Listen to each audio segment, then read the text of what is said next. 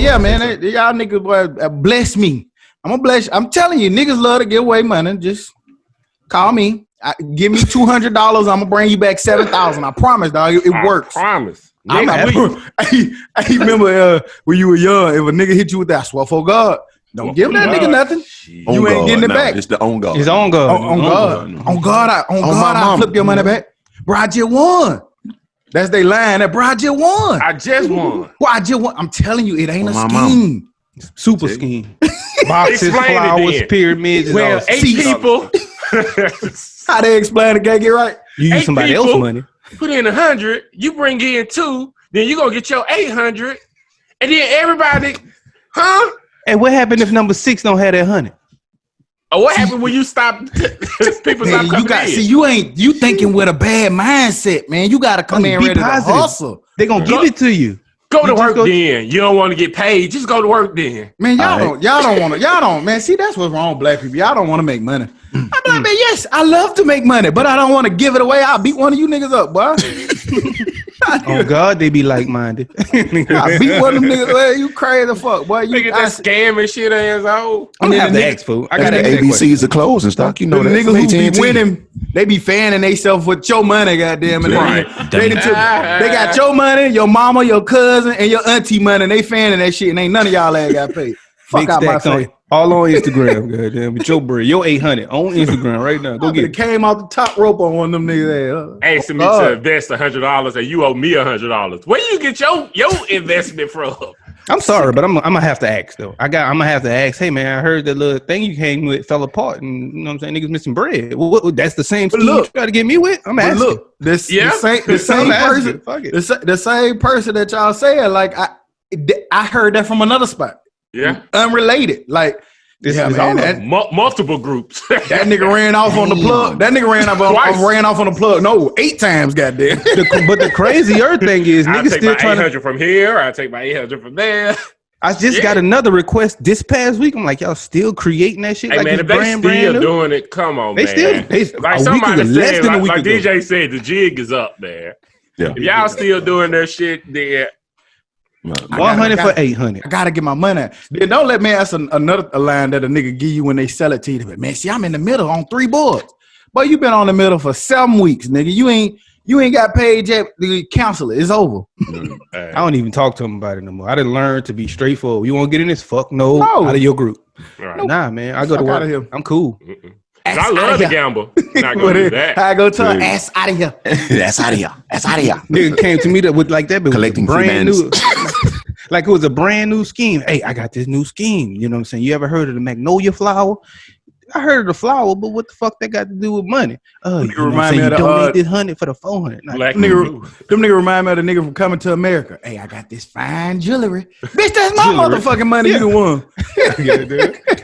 Give me 800 of your dollars. I give you 800, and we got 800. But y'all, if niggas will fall for anything, I'm telling you, the dumbest. No, not the dumbest.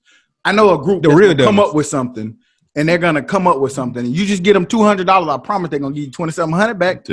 On God. I'm telling you, on my mom. On my mom. Here we go. You're tuning in to the Dummies Podcast. I'm Stop. I'm Joe. I'm tired. I'm hooting, nigga. And we back like we never left, because like we say every week, we never leave.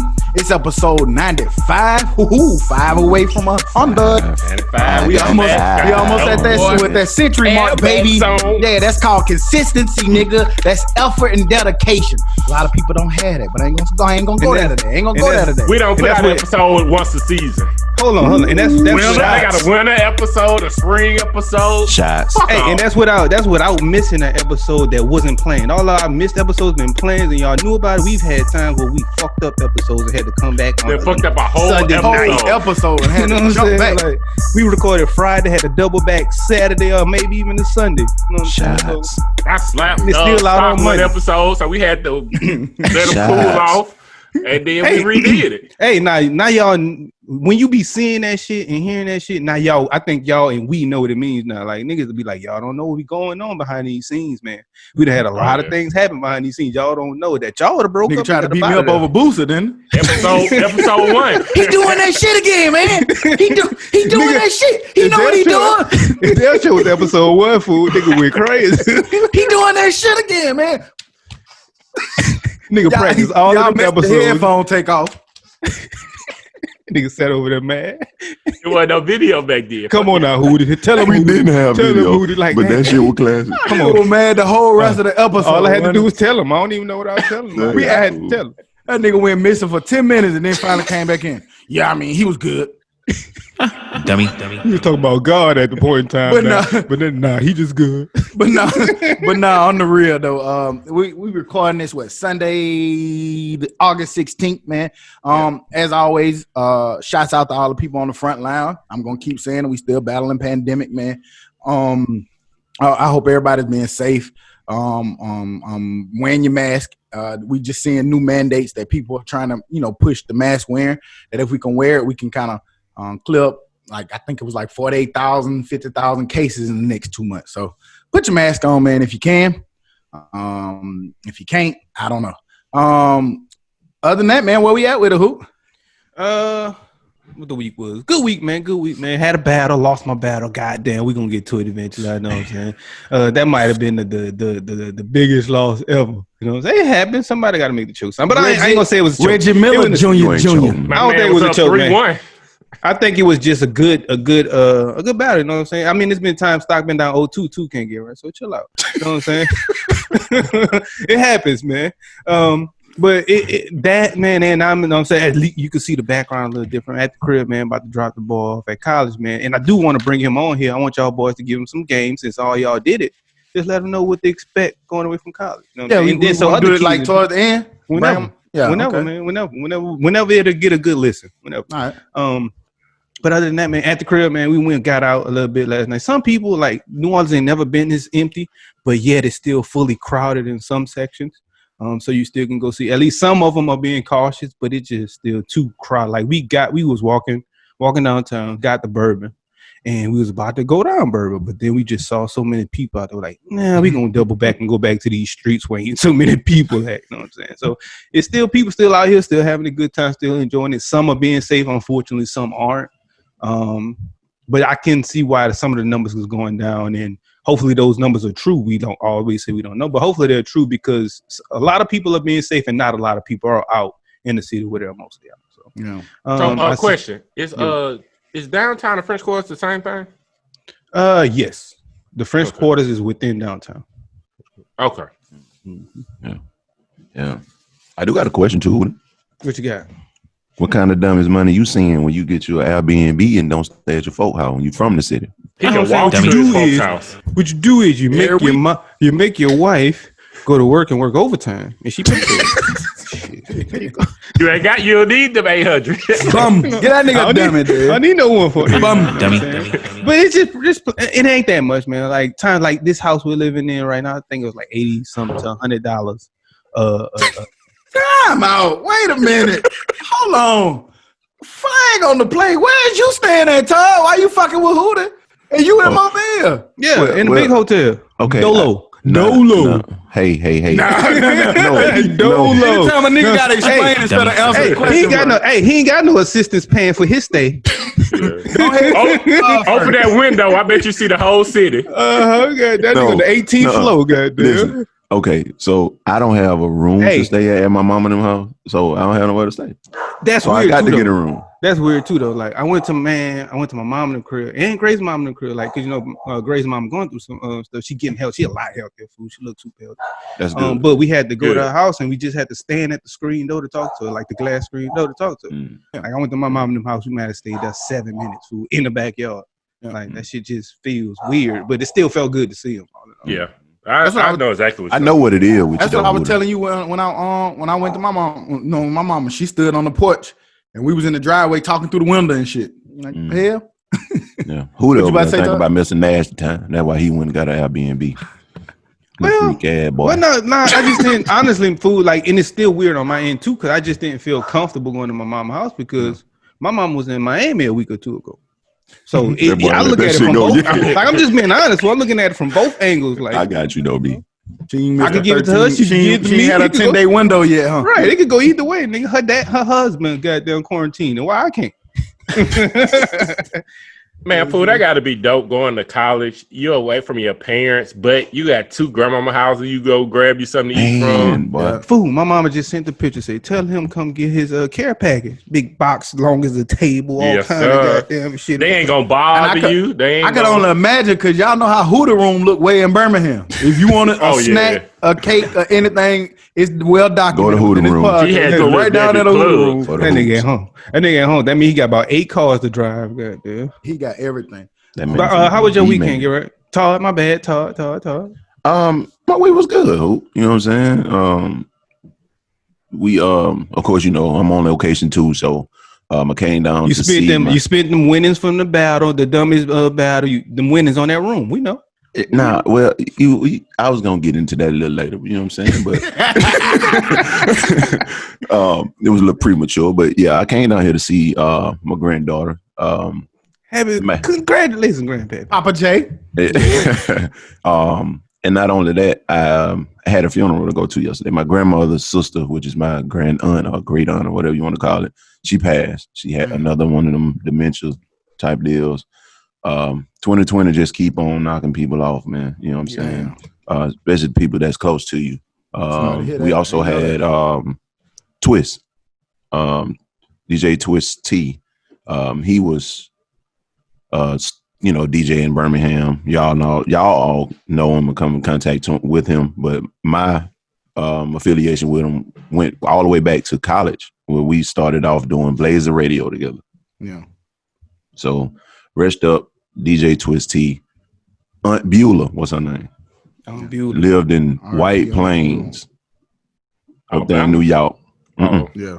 So she moved down to take care of our great grandma. And never left. So you said that New York, like my man on Life up there. New York.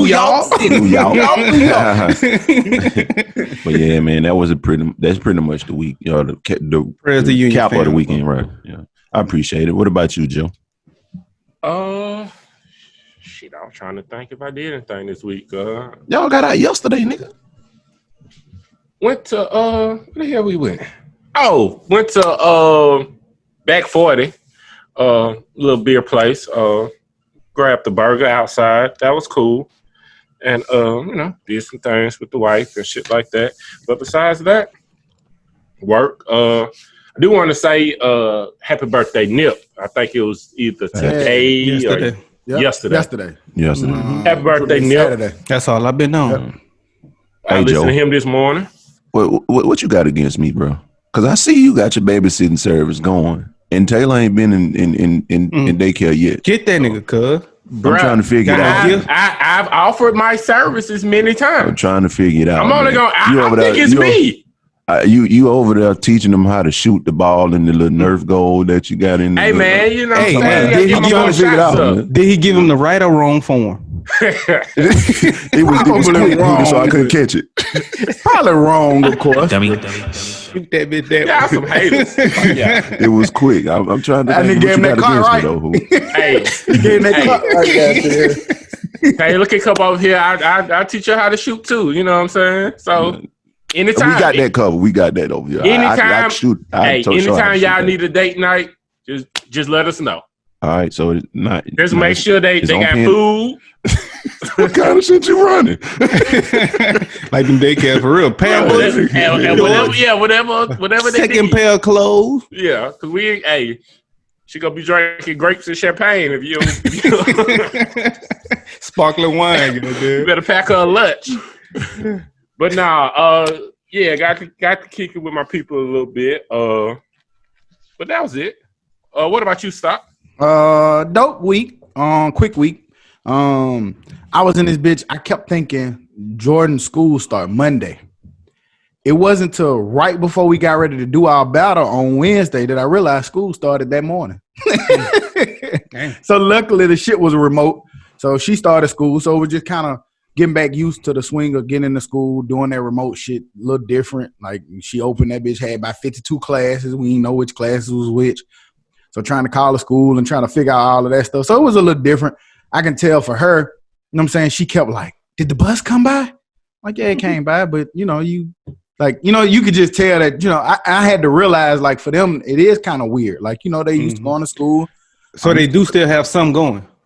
You can do it's optional. It was for the parents. Parents could decide if you want your child to go or if you want to do remote. I picked remote just because I just feel like right now it's just not the time. So you go remote for the first 9 weeks. And you can change it if you decide to. They ask that you wait at least the first 9 weeks before you change it. But that's tough. Once you see that first week and them schools be like you see that shit, I change. So when you do virtual, are you like looking into the classroom? Do you see the kids that's in there? Or? Nah, it's like they give them assignments on Sunday or Monday. Oh, okay. It's like an online class. Yeah, and you got to do it throughout the week, and you have to have it done by a certain period of the time in the week, and you got to log on every day because they can see your log-ons and stuff. So there's no actual teacher every single day that you go. Nah, you going into that teacher's class and doing like what that teacher has assigned, but you're not like really interacting with them like live or nothing like that. You just doing the work assignments that they're assigning. Any questions you can email them. They got office hours, stuff like that. So I hope that don't hurt some kids, because I noticed with adults is hurting because like the jobs are doing trainings from home and just the employees aren't learning the job the way they would if they was in the business. I think it does. I think it is kind of hurtful in a sense because to me they're just doing assignments. They're not learning as much. But I could be wrong because to me, like learning, they breaking stuff down there on the board. You asking questions right there. And when you just doing like, hey, do this assignment, and then you just do it. You know what I'm saying? Like, I don't know. It's kind of weird, but I don't know how all school systems work. And I don't know this to be factual, but it seemed like a lot of times that first part of the school year anyway they kind of getting you back into it. And then they kind of reiterating what you might have learned that last quarter or that last little part of last year to start transitioning to the new steps. You know what I'm saying? So I don't know that to be true, but that's just kind of my observation of it. So I used to love them first couple of weeks of school. I ain't got to pay attention to none of this shit. Yeah. So that was dope. You know what I'm saying? Just getting her back in the swing of things. The battle we had, that was extra dope, man. Again, appreciate everybody who jumped in. It's growing. The feedback was dope, man. Shouts out to all y'all, man, who gave us our feedback. We really mean that shit. I know when people be saying it just seems like you just be saying it, but we really do. Behind the scenes, us talking. We really do value y'all and appreciate, the people who come through, man, because y'all don't have to do that. Like, you could be doing so many other things, but taking time out to rock with us, man, is just super dope. So, and whether you know it or not, y'all do play a part because niggas do feed off that energy and feed off that crowd for a battle. So that shit makes you want to get more into it when you see that shit and just see the joking going on and seeing the room that's being created. That shit's super dope. The chat is a very vital part of the battle. Yeah, I told y'all that. Yeah, I told y'all that. I mean, this was the first time I got to really experience it because you be looking for shit, and so you look over there now and then, but just to get the focus on that shit was dope. Yeah, and people don't like me being in it, so I don't know if I'm being another. Did they like you as a judge? No, somebody did say that they like me and Can't Get Right as judges. That's cool. I'm asking. They didn't. Why? What was their reasoning?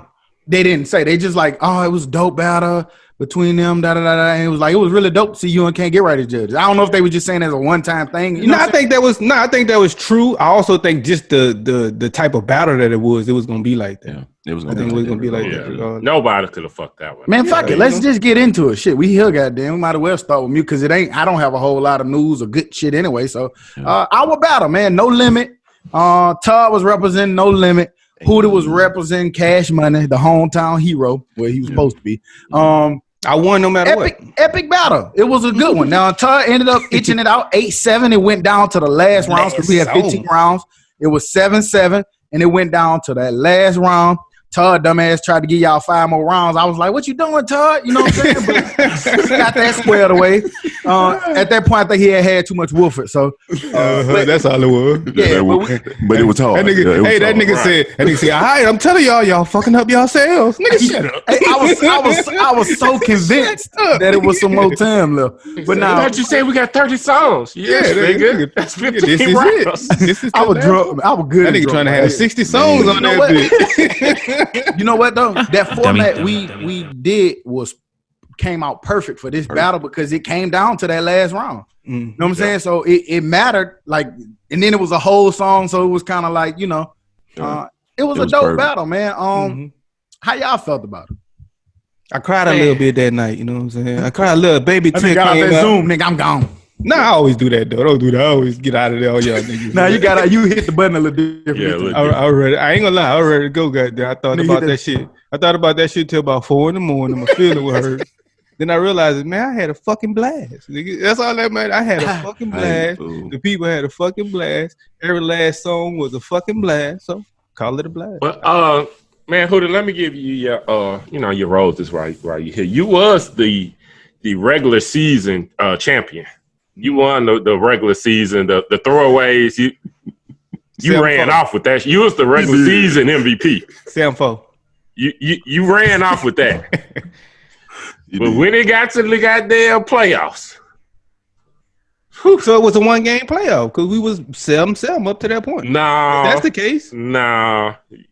You made a couple. You had about 2 interceptions and 3 fumbles. It was his last 4 rounds that got him. Well, if you look at my last 4 songs, they were all good last 4 songs. Yeah, they were. And that's why I don't worry about it. So I won't say I played bad. I just gonna say Jordan was Jordan. No, you didn't play a bad song. No. Yeah, that's all. Yeah, that's the thing with these battles. So that's what I'm saying. It wasn't. Y'all played 30 songs. All of them was great. So what rounds would you say was the playoffs?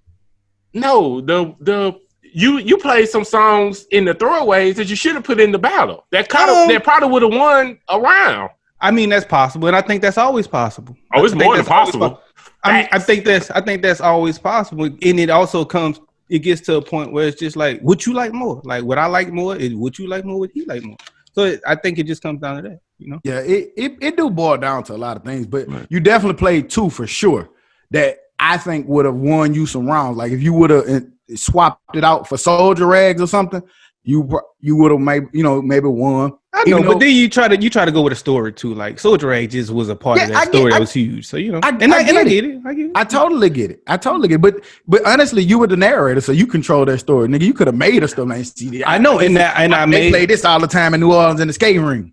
You're right, and I made a story for every single song I made, and I made a story for that.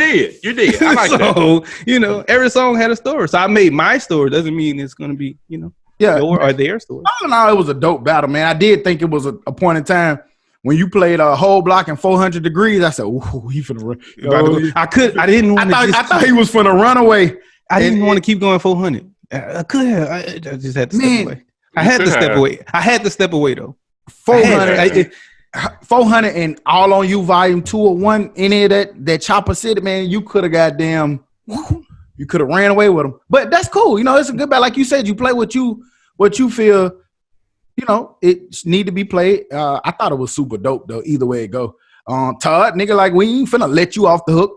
You had some. He played some questionable shit because he could have easily went up the other way too. Yeah. But he gave you some rounds, like when he played that Dream See Murder, I knew it was a bad idea. Yeah, I was like, and then he was like, I'm finna see what real niggas is in here. Huh? Mm-hmm. What? That's wasn't the best song.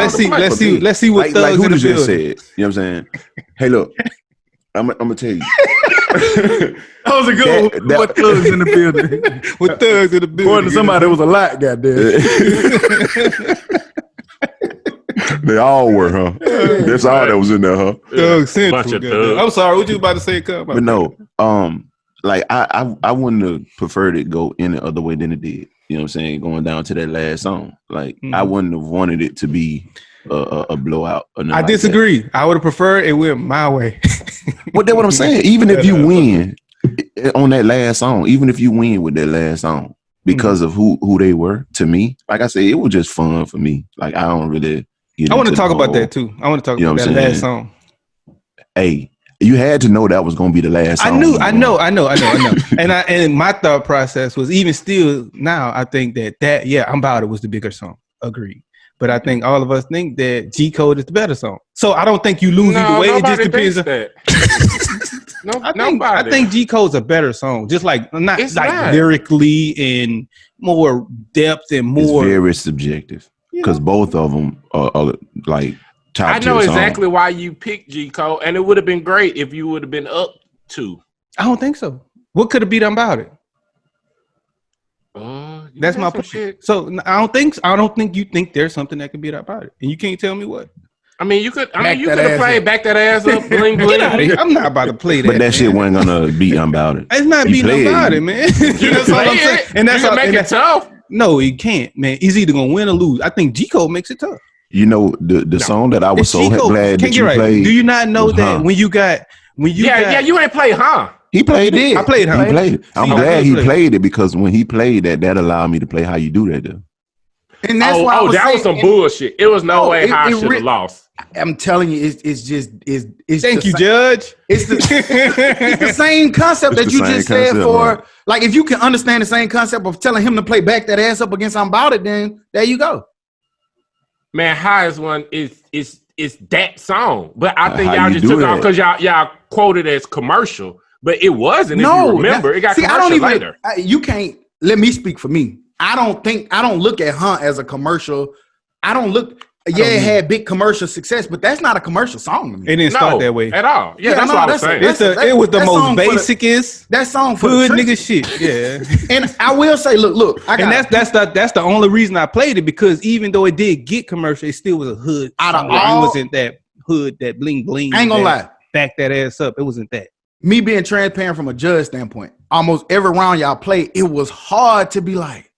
That's what I'm saying. It was on a couple rounds. And I will say, out of all of them rounds, like soon as I did it and I voted for How You Do That there, which I still believe, I put a question mark next to it because that was by far the hardest one. I agree. They both torn at me at I agree. Different. Can't get right. I should have came out and played Jay-Z verse, huh? Yeah. You would have lost, goddamn. You took one from because what verse did I play? It was Bun B or Pimp C. You play Break 'Em Off something, Bun B. Bun B. Got you out of there. Bullshit. You played one song that didn't have a No Limit artist, so. Yeah, that was bullshit. Mm-hmm.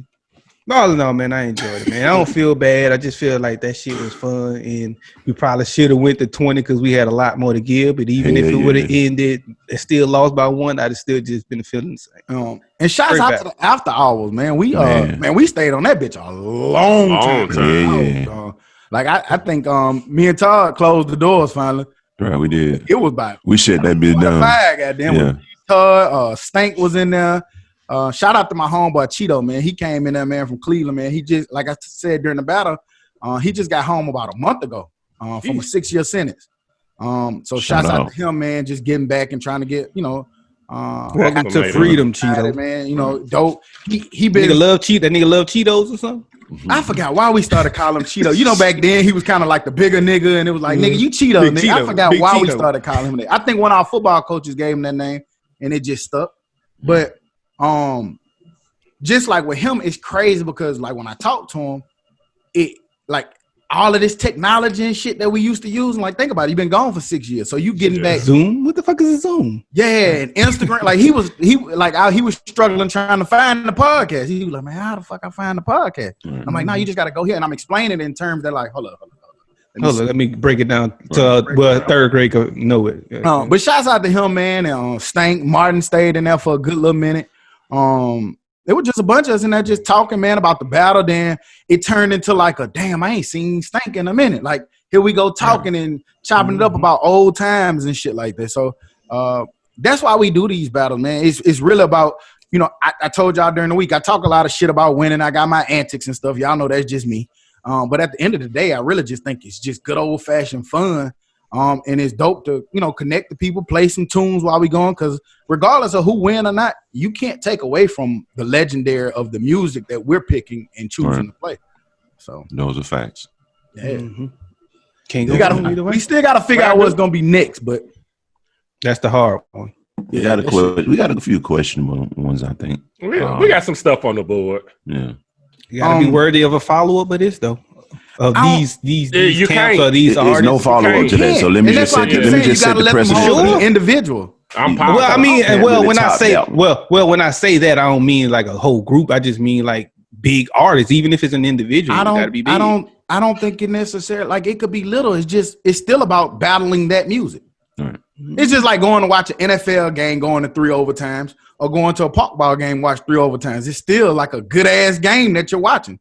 So you're gonna be focused on that game. It's not gonna be another battle with 30 songs gonna affect you the way that them 30 songs affected? No, not affect. Because I doubt it. I agree because that was at the prime of our lives. So when you say affected us, like how it had dealt with us growing up. Yeah, like I was in the bitch being the judge going on both songs. Yeah, and I think that there's some more battles that can do that. I'm 100% sure that I know that there's some battles that can do that. I just don't think when we was talking about them, we wasn't, and I'm not gonna say them on here. I'm gonna say them, on the back end, but I don't think we're thinking of it right. Well, line him up. I bet I knock his ass out. Hey, however you see fit. No, you're not gonna want parts of this one. Who we know you. I'm done, man. I'm done. That's it. That's all I had. I'm done, man. Done, bro. You did it once. I not had my fun, man. I like to, be on the other side. That's like the behind the camera type shit. But on the camera. Well, that's different. I don't have no choice right now. Them lights hot, man. They ain't hot. I just like them from the other side. I like to control the heat. Them lights hot, man. Just let me know. Stock of Dummies always ready, man. Y'all line it up, man. I'm ready. But bye week, man. Coming soon. 2020. You get one win, you get a bye. Get out of here. I get a bye. But he been three straight. Because I've been through the gauntlet, man. I done been through every battle. I feel you. Now, hold on, wait. Before we get away from that, who does that? Do you? All right, because me and Can't Get Right will probably have something to say too. But Todd, not just yet. But for you was a judge, and now you had to play music. Playing the song doesn't truly control the narrative. It can be up to the judge. Mm-hmm. That's how you. It's up to the judge because I don't give a fuck what you play. War Wounds were gonna win that round. You fuck what you play. Hey, Stock, you said that like I was supposed to take something else from it. What else? I just was asking. Did it? That's what I took from it. I don't control the narrative because I just feel like it goes either way. If I had a panel of judges strictly full of cash money biases, that would have won. Or if I had a panel of judges strictly no limit biases. So if you would have took the Stock approach and stacked your judges, I'll let Stock answer that one. I get it. I mean, then you control the narrative. I mean, if you like to tell lies that fits your narrative, then great. But we have to remember, like, just saying I pick judges is like saying Todd picked the judge in this battle. Like, you dig what I'm saying? Like, the judges was us. Who the fuck is Baron and Hooter? They're not us. You picked the guy I never met before. Can't get right. You keep telling that story, and you're the only one that tells that story. When we lined up before everybody came into the Zoom, we was trying to figure out who the third judge, and I did not pick that third judge. And also, Baron and Hooter was in that. I'm just gonna make the even though you never met him, you're right. Stock didn't know who his preference of music was either. So even if he knew him prior, whatever, he didn't know he was going to go with UGK all the time. But he still got to go back to the point. So he knew the guy, but didn't know what his preference. We've all known him. D. Cole has made our group message plenty of times. His name, so I know him. But that's my first time seeing him. And again, I did not pick him to do that job. I didn't. It was Baron, but it was Baron. But we shouldn't have let Baron make that decision either. That's fine. But I think what happened and the reason why we did it, because we was about to get ready to start. At the end, yeah. And it wasn't, y'all looked around the room and it wasn't too many people in there and they was like, fuck it. D. Cole, you want to do it? And I was tripping, like, man. I was like, cool, tripping. Whatever, whoever, let's go. We super tripping because next time it has to be Dez. I thought it was going to be Dez then. I didn't know who the I don't know why y'all did that. Yeah. Y'all, huh? I didn't pick him. Yeah. We know why you did it. I didn't pick him. Nigga, so you don't think that I would rather pick Dez? So after all because D. Cole gave you 3-4 wins. How do I know that he's going to give me 3-4 wins? If you know him, you know what type of music he likes. I think Dez growing up in Atlanta, I think that might be a different battle. Man, Outkast just wasn't supposed to be. Why you just can't accept that fact? I think somebody that stayed in Atlanta might think different. I don't think so.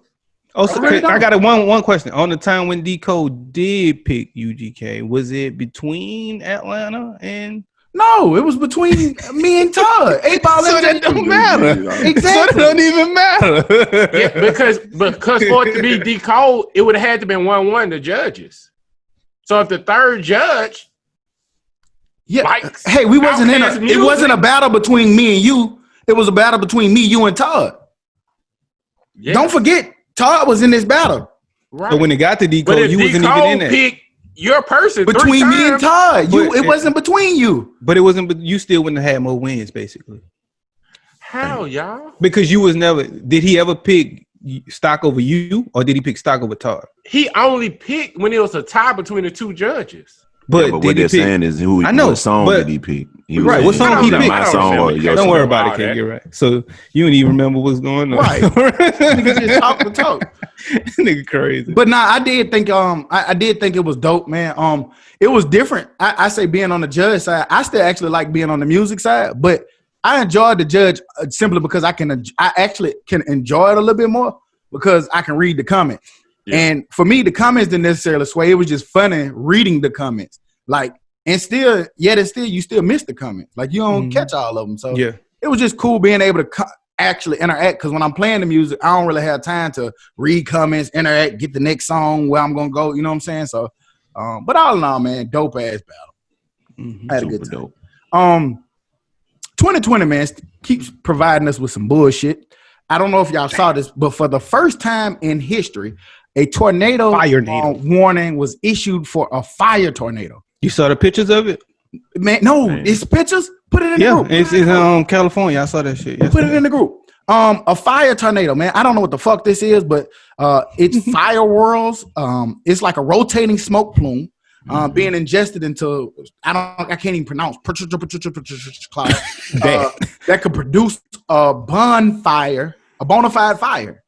But it's a tornado. And has tornado wind speed. So I don't know what the fuck this is. I've never even heard of this. I didn't heard of a water spout. I didn't see those little leaf tornadoes on the ground and shit. But I have never in my life heard of a fire tornado. And I just thought that was kind of crazy because 2020 keep providing us with some bullshit, man. And I need to read a little more on that because they was basically saying that's the first time it ever happened. So I want to see if 2020 is the first time we ever had a fire tornado. Goddamn. Man, y'all go look up that fire tornado. That shit crazy. Wow, nigga, a tornado with fire in it. That shit crazy. That shit burning and blowing up shit as it go. Let me look at the video. Oh, that's cool. Hey, nigga, how you avoid that? Nothing. Shit. Nothing. You can't even go in the basement on that one, can you? Let me see the video. That bitch been caught on fire. Another video. Shit gonna be 400 degrees. Toronto. I don't know if y'all saw it. Toronto health officials said 550 people may have been exposed to COVID-19 at a strip club. Damn, that's a popping ass strip club. That's one night. And they let you touch, I guess. Hey, that bitch. 500. God damn. They said 550 people may have been exposed to COVID-19 at a strip club. Man, I don't know if y'all saw that story, but I just thought it was crazy because, of course, we got to get our COVID stories in, and I don't know that. I need to talk to a person. Well, I have actually talked to, because I fuck with people. Like when I see them in a club or in a bar or whatever with no mask on, like, shit, you chilling with Rona, ain't it? They're like, nah, ain't no Rona in here. So that makes me wonder, are you in denial? Do you not really think it's not in there? Because I just be wanting to know, like, why do y'all go in those environments and not be safe? I had a homeboy that was in a strip club 2 nights ago. I saw it. And he said, I mean, fuck that. I'm like, his exact response to this is he's not living in fear. And that made me ask that question. Do you think we are at that point now? I will say this. Yeah. I am moving on to a point, and this is not judging anybody. Do what the fuck you want to do. That's you grown. Do your thing. But for me, I'm not going anywhere that I can do at home.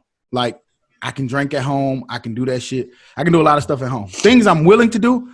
I'm starting to feel like I'm willing to like come catch the porch with some of you niggas or something. I'm down for that now. I'm ready to part in person. I'm ready to be outside now. Come on, cuz, let's get outside. But like little stuff like going to a party at a club or going to somebody's house party with 60, 70 people. I'm not there yet. Right. I don't want to do that. Indoors. But I am kind of getting to the point where I'm ready to kind of like kick it a little bit. It's 4 or 5 of us. I'm down to little small groups.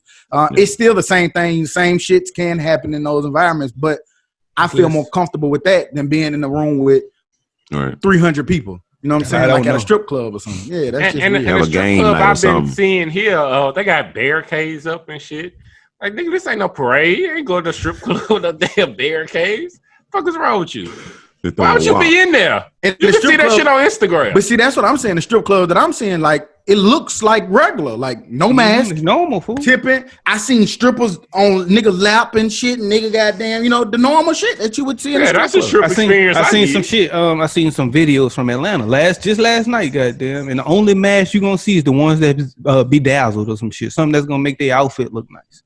The strippers. No, I'm talking about the regular people. I ain't seen nothing on the strippers. I'm talking about the regular people. The only people who got it, they be down. They said that corona on the surface. You know how many niggas be touching them strippers? They whole body aroma. They just are walking by. I know one. You know what? Speaking of corona, Fauci said he thinks that we won't return to normalcy until the end of 2021 when the vaccine roll out. I don't know if y'all saw that. Russia said they got it out of. Nah, we don't want that. Nigga, that's the disease. Fuck the vaccine. That's it, nigga. That's the Rona XL, goddamn. Super Rona. 2X. They got the 2X guy. What you listen to, the City Girl? But yeah, they he said that it won't return to normal until the end of 2021 when the vaccine come out. There was some more information that the health official said that the COVID vaccine will be free for all. And they think it'll come as early as January 2021. That's what that's what I've been reading. Yeah. So, well, yeah, but I guess he's saying the vaccine come 2021, and by the time everybody cycle in and take it, and the people who take it, I wonder if it's gonna be mandatory. Be back to normal, no mask, and doing what we normally do towards the end of 2021. So. Can they make that mandatory, like immunization shots to go to school and shit like that? Yeah, but it's gonna be stupid people. But I'm saying, can they make it mandatory for people who have to go to work too? I think so. I think because if schools can make, like, think about, like, we've talked about this before, like Warren about to get to go to college, you got to have some certain kind of shots and shit to go there. So they could possibly make that be something that you need to have before you can enroll in school. I could see it. Now, there is ways, even with school, they don't tell you this, but you can do a conscientious objector. Mm-hmm. And you can get a letter signed and stuff. You don't have to. Those immunizations, you can object to those. But you got to go through loops and some other shit. Mm-hmm. And your doctor's not gonna really tell you that. You have to kind of go through some shit to do it. But you don't have to have those immunizations. They're mandatory, but you can go through legal procedures to not have to be forced to do that. And that's just stupid to go through all that. But man, with this vaccine shit, I was thinking, because like they said, they gonna have something out 2021. That's less than a year that this virus has came. But think about if it was good for the economy for they to find an AIDS vaccine or cure cancer, but the money's in the treatment. Like, this virus is terrible for the economy, and they're going to come up with a cure for it in less than a year. They don't want some of this shit. They just don't want a cure because it's making too much money in the treatment. So does that make you more likely to take the vaccine for this? Okay. Yeah. Because they know it's gonna be right because they want to get the economy back going. Gotcha. Don't take the one from Russia though. Get big like you didn't live next to a nuclear plant and have to change your name to Boris. Start turning green. Boris. Nigga grow an accent. How the fuck you grow an accent? But you ain't got gills on the side of your throat. What the fuck going on with this bitch? They get you ready. X-Man. I'm pretty sure that boxer on Rocky dead by now. I'm pretty sure he ain't make it. Did y'all see the Minnesota cop? The guy that with George Floyd, the one that was standing in front the whole time and closest to the camera. He basically said that he thinks the Asian guy. Yeah, or whatever he may be. I'm not sure, but yeah, him. He said that he could have did things different. And they released footage from his interview with authorities and reporters or investigators about it. He was just saying how, he could have. It's a interview that I feel like people should watch because it's kind of telling the story of why they pulled him back out the police car in the first place. It was that guy's idea to put him on the ground. And he tells why he wanted to do that, thinking that it would have been a better idea. Helpful, easier. Yeah, because he was complaining of being claustrophobic. And being in that back seat was like messing with him, and he didn't want him to it's a lot of different medical Does it change your views of his Hell no, it don't change my views because like he said, he could have did more. He didn't.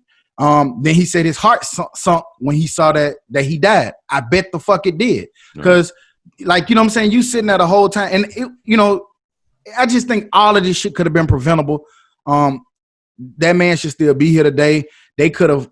It's just a lot of different things that could have been done in that situation. So it didn't change my mind. But I think it's just more information added to the context of the story that I think people should check out. Do you think that affects how he's perceived in court or some of that? Yes. I think only maybe one or two of them, because was that the one of them that was like their first day out? They like one of them was in training. Yeah. I think he kind of can play dumb a little bit, but I don't know. I think only one probably should get charged with murder. The other one should probably get charged with negligence. Accessory or some shit. Yeah, accessory negligence, something like. All should go to jail. Don't get me wrong. Yeah. Everybody that had the opportunity to stop that should go to jail. Yep. It's just the amount of jail time you should do. But when y'all get a chance, check that out. I'll send y'all the link. Yeah, so y'all can check it out. But I don't know. I want to get away from that. Did y'all see the sheriff? Dumbass. No. He gonna have it in a week. Hold on. He gonna be. No, not him. My bad. Florida Republican sheriff is facing charges for setting his mistress up to be arrested after confessing her affair to his wife. What the fuck is wrong with Florida sheriffs? Them niggas crazy. Crazy. Arrest this motherfucker. Listen. He told his mistress that they was gonna meet at a spot, and he said, "Follow me," while his wife filmed her following him, and he called his deputies and said that he's being stalked and harassed by he don't know who it is. So the police, being the police, get behind him and try to pull her over and arrest her for harassing. But they set the whole thing up after he got mad and the wife got mad about the affair that he was having. So my man tried to put his side chick in jail. Goddamn. Nigga said, "You gonna tell on me? You gonna catch a case?" Hey, I get it. Oh, you told on me? I get it. Okay. Stupid. I get it. That nigga had turned to the lungs. I'm putting charges on all you motherfuckers. He probably old and dumb and had a full text thread of the whole goddamn thing. Right. Got it straight from the text message. Yeah, because they said she used to be an employee of his or something like that. And I don't know all the extra details, but I just saw that shit and thought it would be a good way to transition away from some of that heavy stuff we was in. But Florida sheriffs, y'all niggas tripping. My boy thought he had an airproof plan, didn't he? You might have well planted some crack or some shit in the back seat and got her pulled over. Or something. Right. You over there? Give us some fake warrants. Who knows? Did y'all see? Will Smith set the executive produced the Fresh Prince of Bel-Air drama reboot. I saw that. It's good. That's that video we seen some time ago, right? With the Cooper guy. It never showed the video on it. It just was a story about Will Smith being the executive producer of it, and then that they were going to show like the modern black family and dive deeper into like conflicts and emotional things that come on based on just black households and communities. So it's supposed to be similar to Fresh Prince, but dive into actual issues and topics that go with it. So this would be a show. It is the Morgan, TV show, was it Morgan movie? Cooper? Was it Morgan Cooper? Who put that trail out about a year? That's who he is. He teaming up with film director Martin Cooper to executive produce the reboot. It's supposed to be a series. I hope it go to a streaming service. I don't want one of the major networks like NBC or somebody to get it. I don't think that happens. Because therefore, like if what's this show? Black as Fuck. Black as Fuck on Netflix. On Netflix, yeah. Mm-hmm. I want it to be like that, where you can cuss and do whatever you need to do on that shit. That shit'll make so much. Because for the Carmichael show was some of the best television. You say that I've seen. So I'm gonna go and watch that, man, because it's relevant today. So, but NBC, it was one show he wanted to do. NBC said, "Nah." You heard anything from him lately? I ain't heard anything from him since. Yeah, I haven't heard anything from him for. I've only watched his stand-ups. That nigga's super funny to me. He's super dry, but super funny to me. Yeah, he's super funny to me. Yeah. Speaking of comedy, can't get right. You the comedy guru. You said, y'all saw Anthony Anderson got his star in Hollywood. I didn't know. I guess he deserved it. Yeah, and so that's what I was gonna ask. But I just want to give a shout out to Anthony Anderson for getting his star. And it made me want to ask you, can't get right, especially because I know you pride yourself on being up to date with all the comedians and stuff like that. What do you think about him as a comedian, his movies and all of the different stuff? I think he's a better actor. Yeah. Right. I can't think of one like stand up. I mean, you know, I've seen him. He'll tell some good jokes, but he don't have that stand up like, oh, go watch this. Yeah. Is it for the purposes of comedy or for everything he's done in the film industry? I think it be included. I think it'd be everything. Everything you've done and contributed to films, movies, comedy, all that. I don't think he gets there just off stand up. He's a mid-level comedian. But for Blackish and all the movies he's done, yeah, he deserves it. Come on, DJ. Because you be walking on that shit, you be like, who the fuck is this? Trick. Get him. My man came over, whoop that trick in that thing. Hey, skinny man. Please tell me you throw in my tape, man. You ain't throw my tape in the toilet. Please tell me you throw in my tape, man. Why you do this, man? Kind of why we talked about this. Like, your favorite show, since everything is kind of like on hiatus right now, do you want them to how do you think they gonna handle COVID? Do you want it put in like how, you know, the show is being handled during COVID, or just go back to like they normal kind of thing they was doing? I think it's getting better to where as a point you can make it work. Now I would get it if they don't want to put themselves in danger or their family and friends and things like that in danger. But I think they're getting to a point where they got these rapid tests and these tests immediately to where these movie and theater companies got the money to acquire them. No. I was asking, do you want? Yeah, of course they could do that. But do you want them to write that into the storyline? Like you know, when it come back. I think it'll naturally happen. I don't mind it either way, for or against, but I just think that it'll naturally happen because you're always talking about shit that happens in your life. And most good shows do be representative of what's going on in the world or around us. So I'm pretty sure we're gonna see. Because I said that because I watched Hard Knocks, and you know that's live action, but they was dealing with COVID, and that shit was boring as a mother.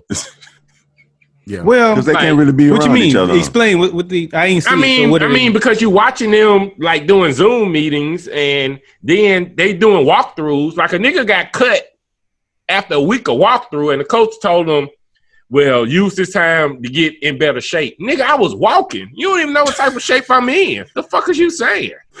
That shit was just boring. Did he look like he wasn't in shape, maybe? He was walking, Hootie. I'm saying, but this look of him. Yes. He looked very fit to walk. Not to walk, man. To play football, nigga. Yes. He looked capable of walking very, very nice. Very nice.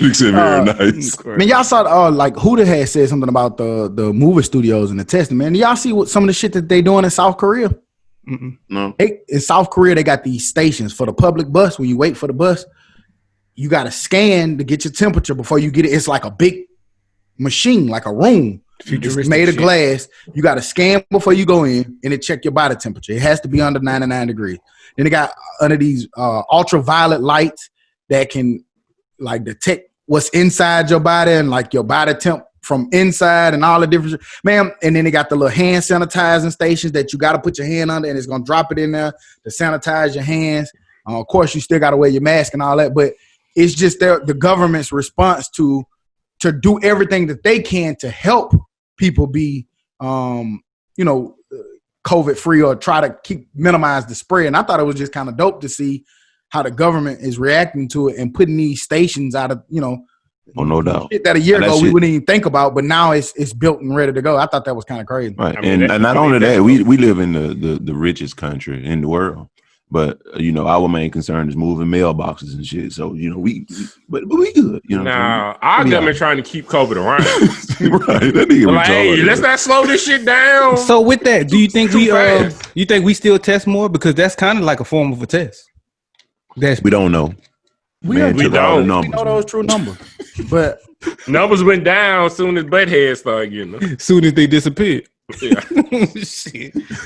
I think it's easier. I think too, it's easier to say that we test more than some other countries because we're bigger than a lot of other countries, except for a few. But like you look at South Korea or someone like that, it might be 30 million people. Well, we 365 million people. So yeah, we probably do test more, but like my man was doing with them fucking cards, is that proportionate with the population? Yeah, there you go.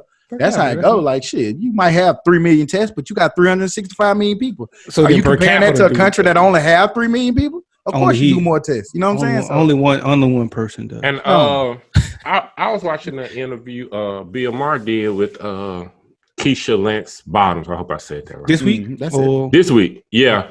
She was like, I heard in the good old days, it was a time where you can call the White House. She was talking about during the Obama administration and actually get help. But she was like, now that I'm a Democrat mayor I can't call the White House and get help because he says that, they're Democrat cities. No, nigga, ain't no Democrat city. It's a city in the United fucking One States. nation, motherfucker. Under God. Right, what the fuck is wrong with you? Like the mayor of a major city feel like, since I'm a Democrat, I can't call the White House to get help because he's not gonna help me because I'm a Democrat. Type of fucking like. Then if you go overseas, like somebody tried. What was the guy who got the respirators from another country because Trump? I think that was Illinois governor. Then he go against snuck him in. Then what do? So if you go somewhere else, you're wrong. If you come to us, you're wrong. Yeah, it's kind of crazy. He's a traitor. But he only went outside because he couldn't go in. Exactly. You got to do what you got to do for your people. Like I can't just sit here and let my people just not. Yeah, because I'm a Democrat. Yeah. What the nigga? It's a life. You can't put life over your damn. That's like if I see somebody bleeding on the street. I ain't gonna call 911. He look like a Republican. Right. Mm-hmm. Type of stupid shit like that we live in. But did he die? But did you die? Y'all seen that? Hey, like Trump said, 164 deaths. It is what it is. It is what it is. Did y'all see that meme? You can only pick one. If you had to pick between Boys in the Hood, Juice, or Menace to Society, which one y'all picking? What's the? I don't think you named all four, did you? It was 3. It was 3. Oh. Juice got to get out of there. I'm going with Cocaine, Menace to Society, man. Nigga, just growing up, nigga, Kane was just always super cool with me, fool. Like, no matter what he did, he went to school, he was fresh. He had the people. He used dress fresh. He graduated, but probably shouldn't have. Pops was in jail. He was hitting Jada. You know what I'm saying? He was banging up Jada. You know what I'm saying? But man was fresh. Didn't even know like Yeah, I caught a nigga high side. You know I had to get him. You know I had to get him. Man, the nigga in the fresh, and he pulled up in the fresh 5.0. Which one you got, Tuck? I gotta go Menace too. I think I'm Menace to Society too. But it's so hard, man. It's hard because all of them great. Yeah. They all great, man. But Menace to Society probably. If Doughboy lived, I would have went. Well, you had Deji. You put no old dog, nigga. Old dog was the craziest. I thought you were saying who to get out, but no, Menace. The one you would pick. Oh yeah, Menace. Crazy person. Old dog, Tupac. Old dog. Tupac killed his homeboys, nigga. Tupac was only mean to his friends. That's pussy shit. No, he killed Rodham. Old man Quillas. Old dog killed a man and the lady in the liquor store for one talking about his mama. What you said? And she was screaming because she witnessed her husband get shot in the head. Killed the crackhead. Now he was cheeseburger. I don't know. I just think it's crazy to kill your homeboys that you've been around. I do too. Not only one of them, you killed all. You tried to kill all of them niggas. Old dog and then tried to kill Q. You got a point. I was leaning towards old dog, but Pac killed his friends, man. He killed normal niggas, but he killed his friends. Old dog gonna go to war behind Kane and them niggas, man. Yeah, Pac got old dog came from behind there and then hugged his homeboy mama after he killed her. Right. He was just crying. And I think Pac was beating up people off screen eating, at that making time plates too. And shit. Hey, the first making plates, man. I was kind of tripping, but you know what? I am crazy. That nigga told you he was crazy. I don't give a fuck. I don't give a fuck. And you know a nigga crazy if he know he crazy. Most people try to hide it. I think that was epiphany for him when he realized that shit. On Bars in the Hood, when at the end when like the little credits be going, you see that goddamn dope boy got killed. I was like, damn. Yeah, that's what I said. Like, he don't get sad and shit about it. That was some good. I think they can ever have movies like that again. That the pick. No. I can't think of them, fool. All they doing is remaking our movies with DC Young Fly. No, man, that's just not gonna do. But what's crazy? He good, but he ain't that. I think whoever the can 90s do it, and early 2000s was the highlight of black cinema. Mm-hmm. It'll never get that good. Good point. And from 90 to 2005, maybe whenever Paid in Full came out. that stopped it. Paying for state property was the end. Hey, that's a good ass observation. I can't even stunt on that one like that. Like, hey, get that nigga some stars or some shit. I don't know what we got to give him, but get that nigga some sparkles, some wisdom. Think about it. When was the last Black Classic? ATL maybe? That was what, 05? Do you think it's because like we had those type of rappers, those street rappers that was gonna play those kind of roles, whereas now rappers are a little bit different in not that form of fashion, so to say. I think the big studios just saw they ain't touching them either. Yeah, they ain't touching them no more. So, but were they ever touching them? Because if I can remember right, like even when them niggas, like, okay, aside from those kind of movies, those was film directors, like, you know, the Singletons, John Singleton, the brothers, the brothers and stuff, Hughes brothers. Yeah.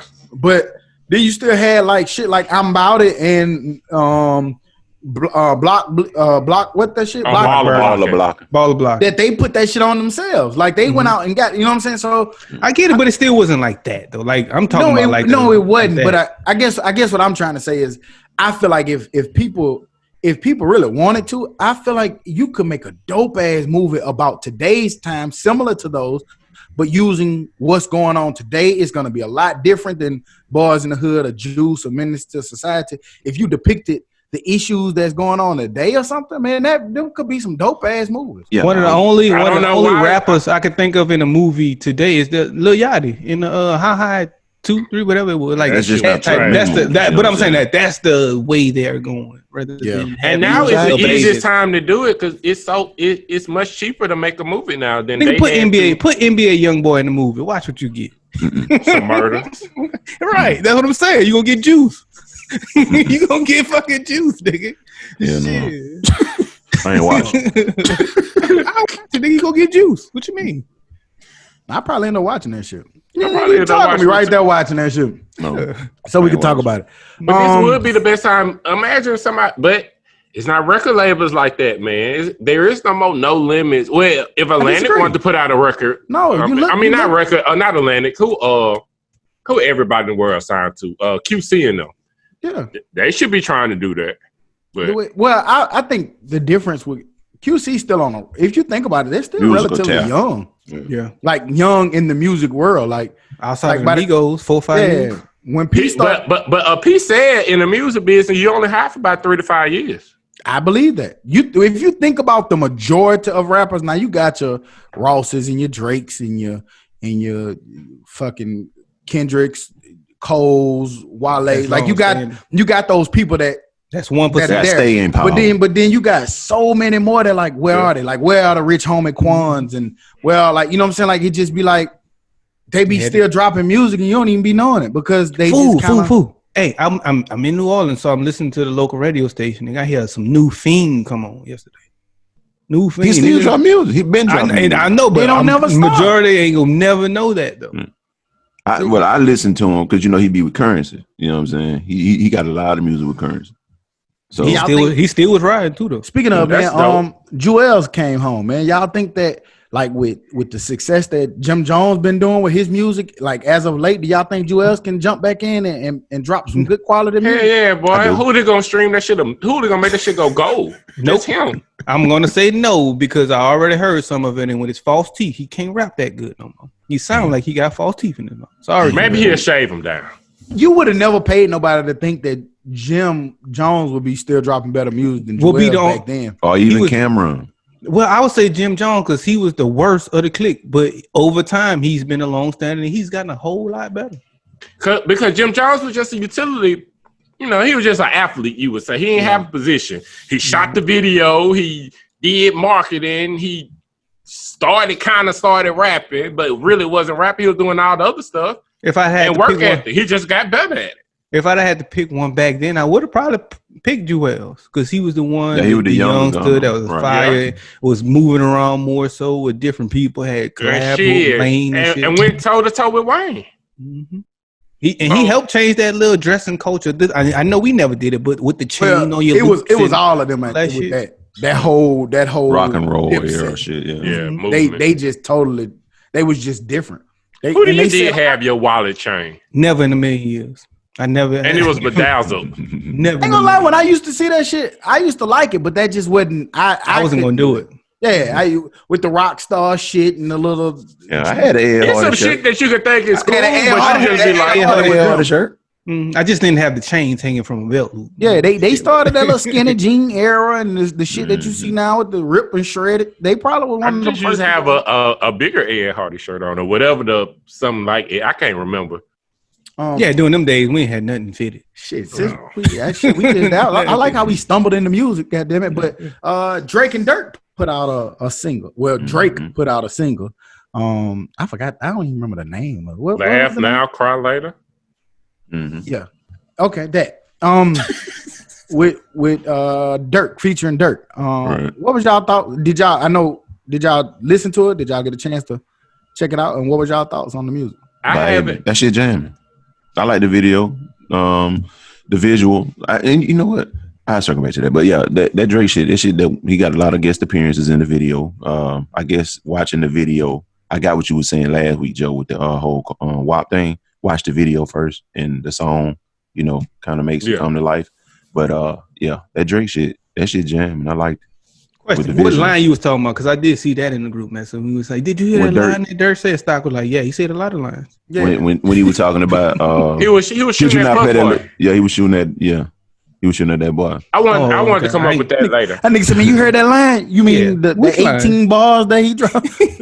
24 bars of lines that he dropped? But, what the fuck? when he was shooting at 6ix9ine, he was like, "Don't play that shit in the club. Yeah. We don't want to listen to rap. We don't listen to rap." But you know what? Again, that's what the internet, I think, can make a speculation because I'm not gonna get into deep about it or talk deep about it, but Dirk could have been saying that to a lot of different people. Yeah, this is true. A lot of niggas in Chicago, probably. Yeah, like he could have been talking about a lot of different shit at that. So he does fit the subscription. But I'm gonna take it at 6ix9ine because but again, because you remember 6ix9ine talking about he was on O Block, like before he went to jail, and it was like real early. That's why I was like, okay, this is what he talking about. You know what I'm saying? That to me, you know what I'm saying? So, but again, I get what you're saying though. And before I talk about the song, I know this ain't politically correct to say. Cool. Nobody has to agree. Cool. And then I will go back into talking about Cry Now, whatever. I really want something to happen to 6ix9ine. Damn. I really want something to happen to him. I don't wish death on anyone, but I would like for him to get shot and like survive. Like I really want something to happen to him for him to just. Well, do you think that I'll go in? I'll feed into it with you a little bit. Do you think him getting shot and survive only makes him crazy? That could be. Y'all can't kill me. That could be true. Because the shit, it's like, all right, when you just playing, okay, cool. But like when you being disrespectful on another way, like that shit he did with Nip, and Nip gone because he didn't want a nigga like you around him, and you know that, and you use that for a publicity stunt. No, man, like something like something has to happen to you. Like you just an evil fucker. Like you need to be away somewhere. I'm with you that, the shit that he do is very disrespectful, but I don't give a fuck. I don't care to talk about him. I don't want to talk about him. I don't give a fuck if something happens to him. I don't care if something doesn't. I would be glad when everybody just stops talking about him or feeding into the attention of him. So when is I'm just ready for his 3 to 5 years to be up. We just now was talking about rappers have 3 to 5 years. I'm ready for his to be up. True. It's coming, but I think it's coming fast. I think because I'm starting to see some outlets are starting not to even welcome him. Yeah, what's my man, the Charlie Clips or the dude who do them little freestyle things? It was reported that that he wouldn't let him come up to the what's the ring, the little shit that they be rapping, the little I think he in Europe somewhere. You know what a nigga seen back. No, I know exactly what you're talking about. I know what you're talking about. We'll find it. Yeah. It's Charlie Clips, I think. They do them little freestyles where you can come in there. The last one I saw was Griselda was in there, killed it. But he was like, nah, we're not inviting you up here. You know what I'm saying? It's a danger. Like when you got that kind of. Not only that, if you invite him somewhere and you talk to him about something, to me, you're co-signing. What he the bullshit that he do. You're giving him a platform to be able to do that, man. And I don't know. Let's get away from him. Fuck it. Back to the Drake song. Back to the Drake song. Who did you? What you said? Did you hear? Oh no, I didn't hear it. I didn't. Okay, all right. He's sticking true to his word that he doesn't listen to singles, so that's great. But I thought it was. I didn't listen to it without the video. I just watched the video. Drake been making some of the best videos, memorable videos, God's Plan and all that. Like videos was basically dead, and Drake kind of like the shit he did was amazing. House, nigga punching in the pool, under the water, goddamn. He got every Tyson, celebrity in there. Tyson, Muhammad Ali. Yeah. He had Odell Beckham Jr. I remember. Marshawn Lynch. Oh, popped his ass. Fucking KD. Yep. Him and KD. I might need to pull a K Gilroy. Go watch this video on mute. I think you should, simply because I get that you don't listen to singles, but it's more so for the videos. The video. I'm gonna check it out. I'm gonna check it out. When he first stepped out of the car, do you think that was the shoes he got with Nike? Or was those shoes that's already here? I think it was a whole Nike commercial. It was a whole Nike. Yeah, that was a big ass Nike commercial. Man, damn, the whole video. But did you see that shit? Nigga got on. How y'all think Adidas feel about dropping, like letting that information leak out, and now they lose them, and now Nike finna get them and finna run. They hurt. I'm sure they hurt. They ain't too hurt because shit, niggas buying house shoes, Yeezy house shoes. But I'm saying, imagine you had double that. You would have had Yeezy and Yeezy them niggas coexisted there? No, they can't. They can't. Kanye too emotional for them. Yeah. If you guys keep using Drake, I'm not coming back. Drake might be too, but Drake worked with everybody, so I don't know. But I know for sure. If you guys keep using Drake, I'm not coming back. I'm the number one priority. Kanye the most emotional one, and Kanye never slept with Drake's wife, so we don't know if the opposite has happened either. We don't, but that's just I thought it was dope. I actually, to be honest, I know a lot of people might not feel like this or like this approach, but I've said this in the group before. I said it a few weeks ago. I don't know how or why or get it, but I've been paying attention to Dirk a little bit more. And to me, Dirk is evolving and getting better as a rapper. I know people ain't paying attention, and I know a lot of people wrote him off because of his early music, but the stuff that he's been dropping of late, to me, has been a lot better. And I've seen other people say that too. So I don't know. Like I told y'all in the group about a month or so back, Drake. I mean, I ended up going back and listening to one of Dirk music because it was on that those 50 albums I gotta get through, and I'm still doing good on it. But I went and listened to one of his things, and I was like, I agree. It's the same Dirk. Like this a little different. Now it still might not be for you. It might not be the most lyrical, but it is a lot better than that older Dirk that you was listening to when he was doing a lot of shit with French and them.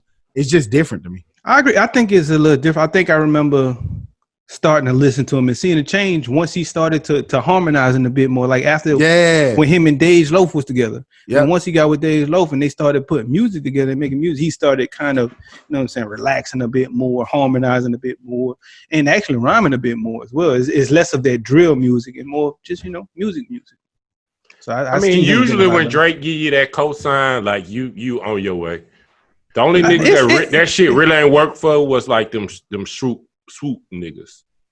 Swoop? With the little for the shoe. Yeah. And they ain't work for them. They couldn't back it up. Mm-hmm. Yeah. The Drake cosign. Staying on Drake, man. I gotta walk something back. It's kind of I said it, but I'm sorry. It's all right. That man can definitely go independent. He doesn't need anyone. The nigga's a megastar. He just is.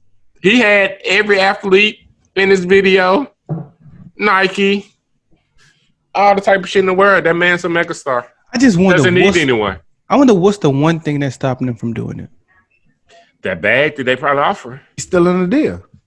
I know, but then once that's done, then what? That's what the conversation. Yeah, that's what the next thing gonna be. That's what the conversation, like, what is he going to do next? That's how that came about. But it's not. We don't know if anything's stopping him yet because we haven't got to that point. Yeah, we hadn't got to the point where he can do it yet. So which is weird because I keep feeling like that deal. Like we didn't heard. I thought the Cash Money was over with. I don't know, but now he with somebody else with Apple. Who? Republica. No, I think Cash Money's still involved. I thought it was just Cash Money. I ain't even know there was nobody else in any additional shit. And Jay Prince is on that nigga for life. He signed a life contract with Jay Prince. Jay Prince saw that shit a mile away. And this nigga here is gonna be big. But is OVO independent? Yeah, that's him. That's him. Okay. OVO is him. That's probably what he gonna end up doing. Yeah. Because why would you? Why you need to? That's what I would want. That's the $1 million question I do want to know. You Drake. If you seeing all of these executives coming out saying, "Hey, Drake can easily go independent and be way more successful than anything else," so shall see.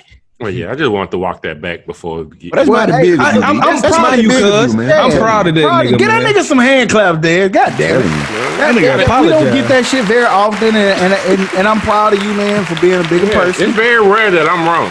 That nigga come back and he normally I apologize that I'm smarter than you. He wasn't even offensive with it. Like I was wrong. That's a big step, man. To admit when you're wrong, and that's great, man. We're not gonna even go further in it. You know what I'm saying? Good job, man. Well, thank you. But I said it, but I'm sorry. What about Boosie badass? I need to get back on Instagram.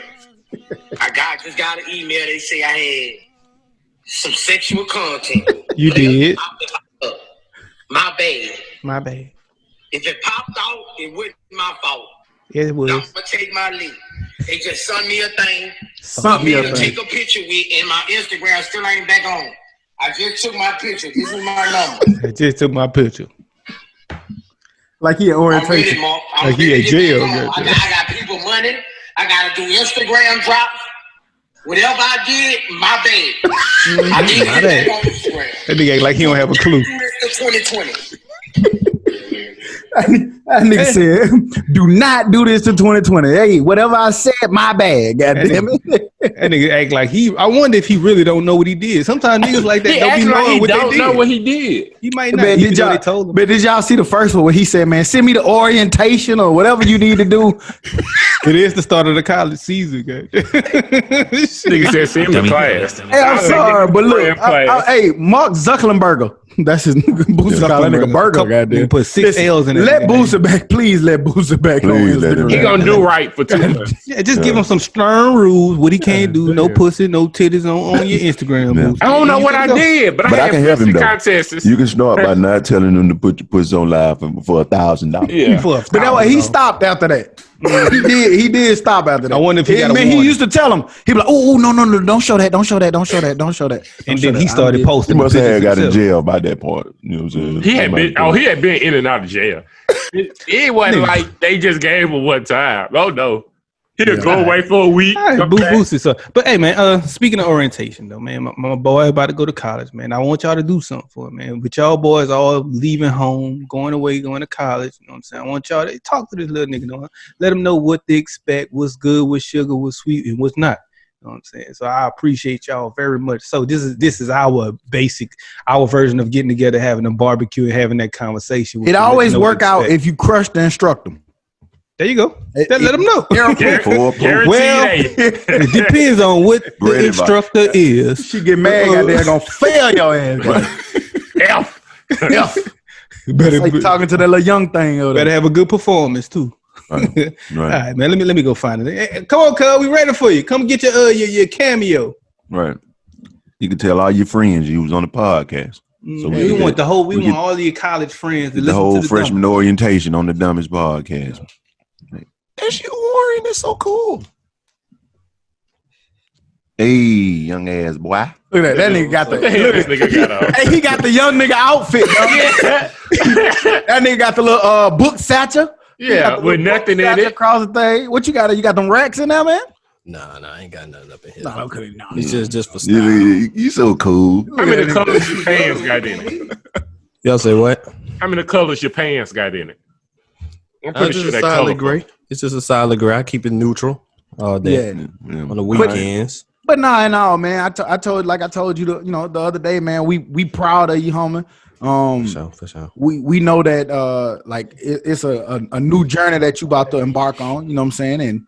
And enjoy it because one thing about it is like from my age now to where you at right now, it seemed like, man, I got so much time and time this, that, but it go by so fast.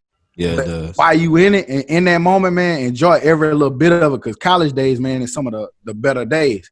Mm-hmm. But just focus on your schoolwork, because it's a lot of people who I can remember going to school. It's a lot of people who they fell by the wayside. They partied too hard.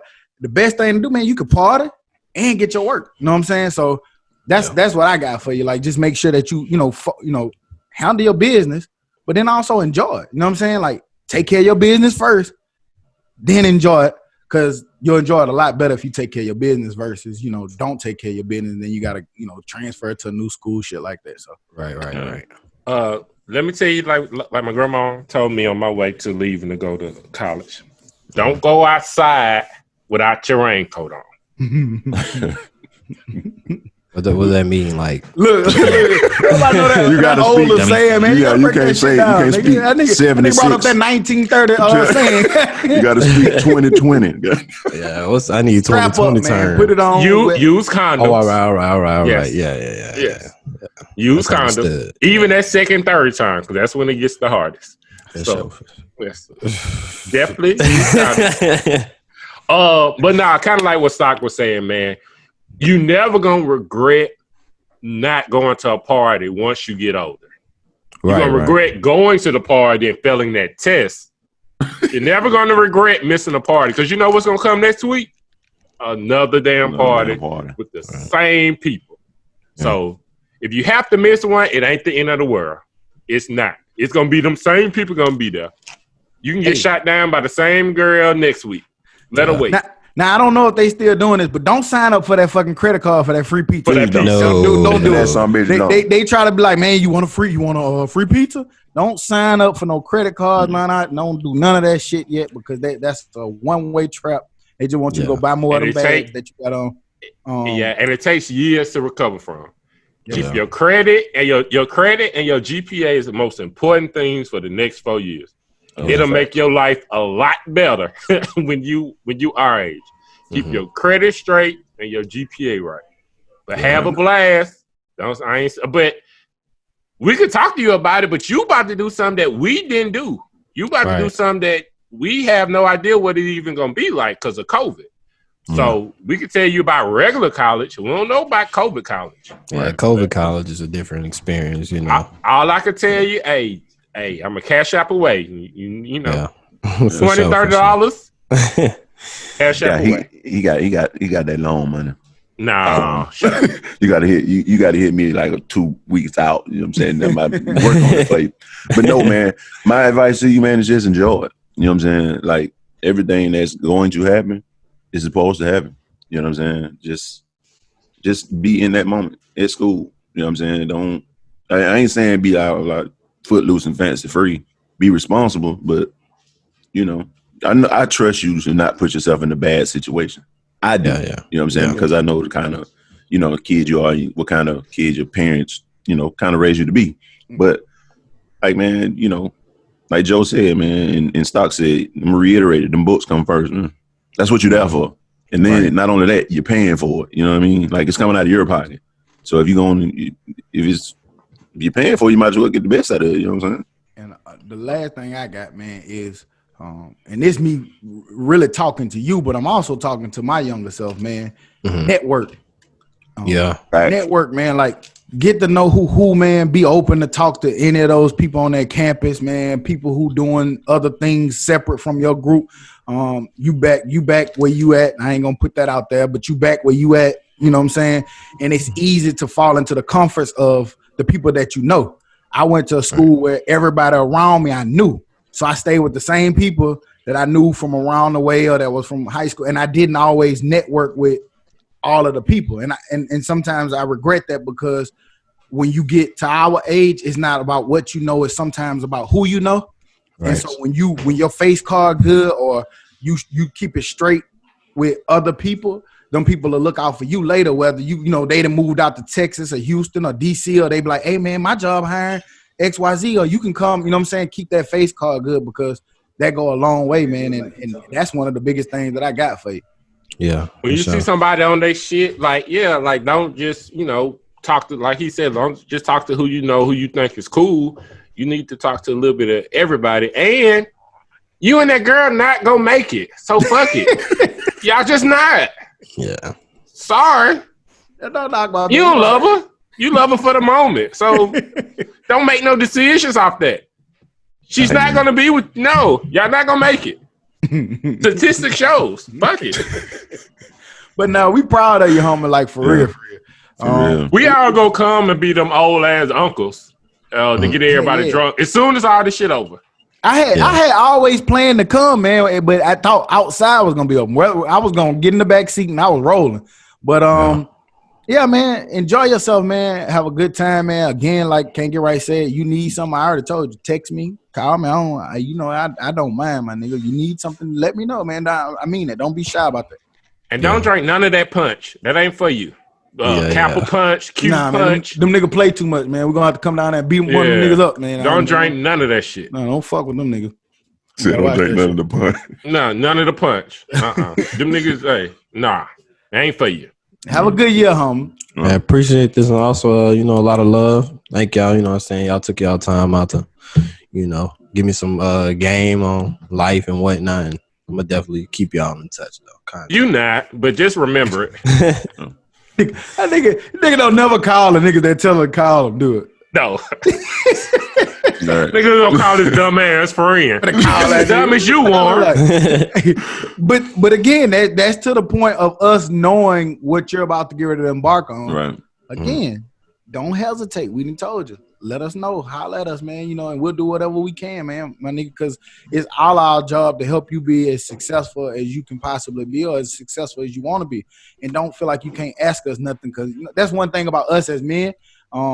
Black men in particular, we feel like we can't ask nobody for help, or it feel like, I'm asking you for help. Oh man, I can't ask him for help. We get in this macho bravado, and sometimes we suffer, or we got to go through harder lessons because we didn't ask. You know what I'm saying? And I know for me, it wasn't a lot of older black men that I could ask about what I was finna go through. You know what I'm saying? And you have the luxury of, even though we haven't always been like that, we're giving you open doors to let you know that anytime you need something or want some advice or just want to talk or vent about some shit, let us know, my nigga. Like we're here.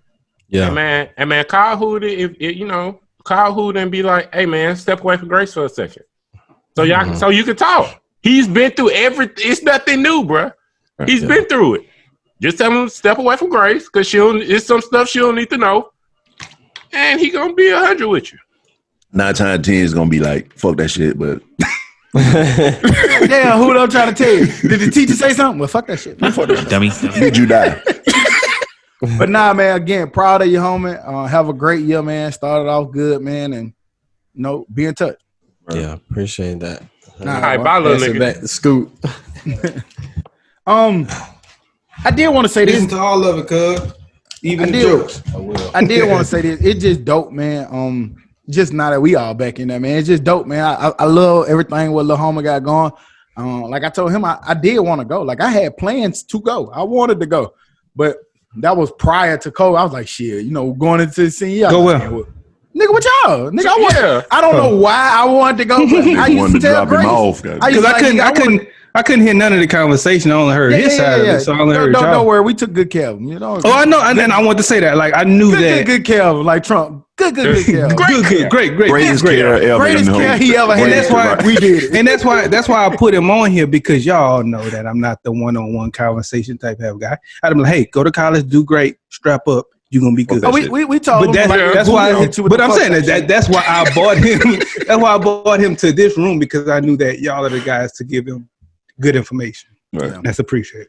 But that's kind of what I told him. Like, you in a position, because we said hit us up, but like Can't Get Right said, but you're not. You know what I'm saying? Because you know how it is when you're a kid. Right. Yeah, could you call me, son? And never call. But what we did tell him is, as knowing what we know and knowing what you about to go through, you're gonna need people like us. Not saying that we're just all this, but we just made mistakes. It wasn't too many older black men that we could look to who went through what we went through, and he actually can call a lot 4, of 5, 6. Yeah, and call and get that information. Don't be I had nobody I could call about college. Nobody, not one.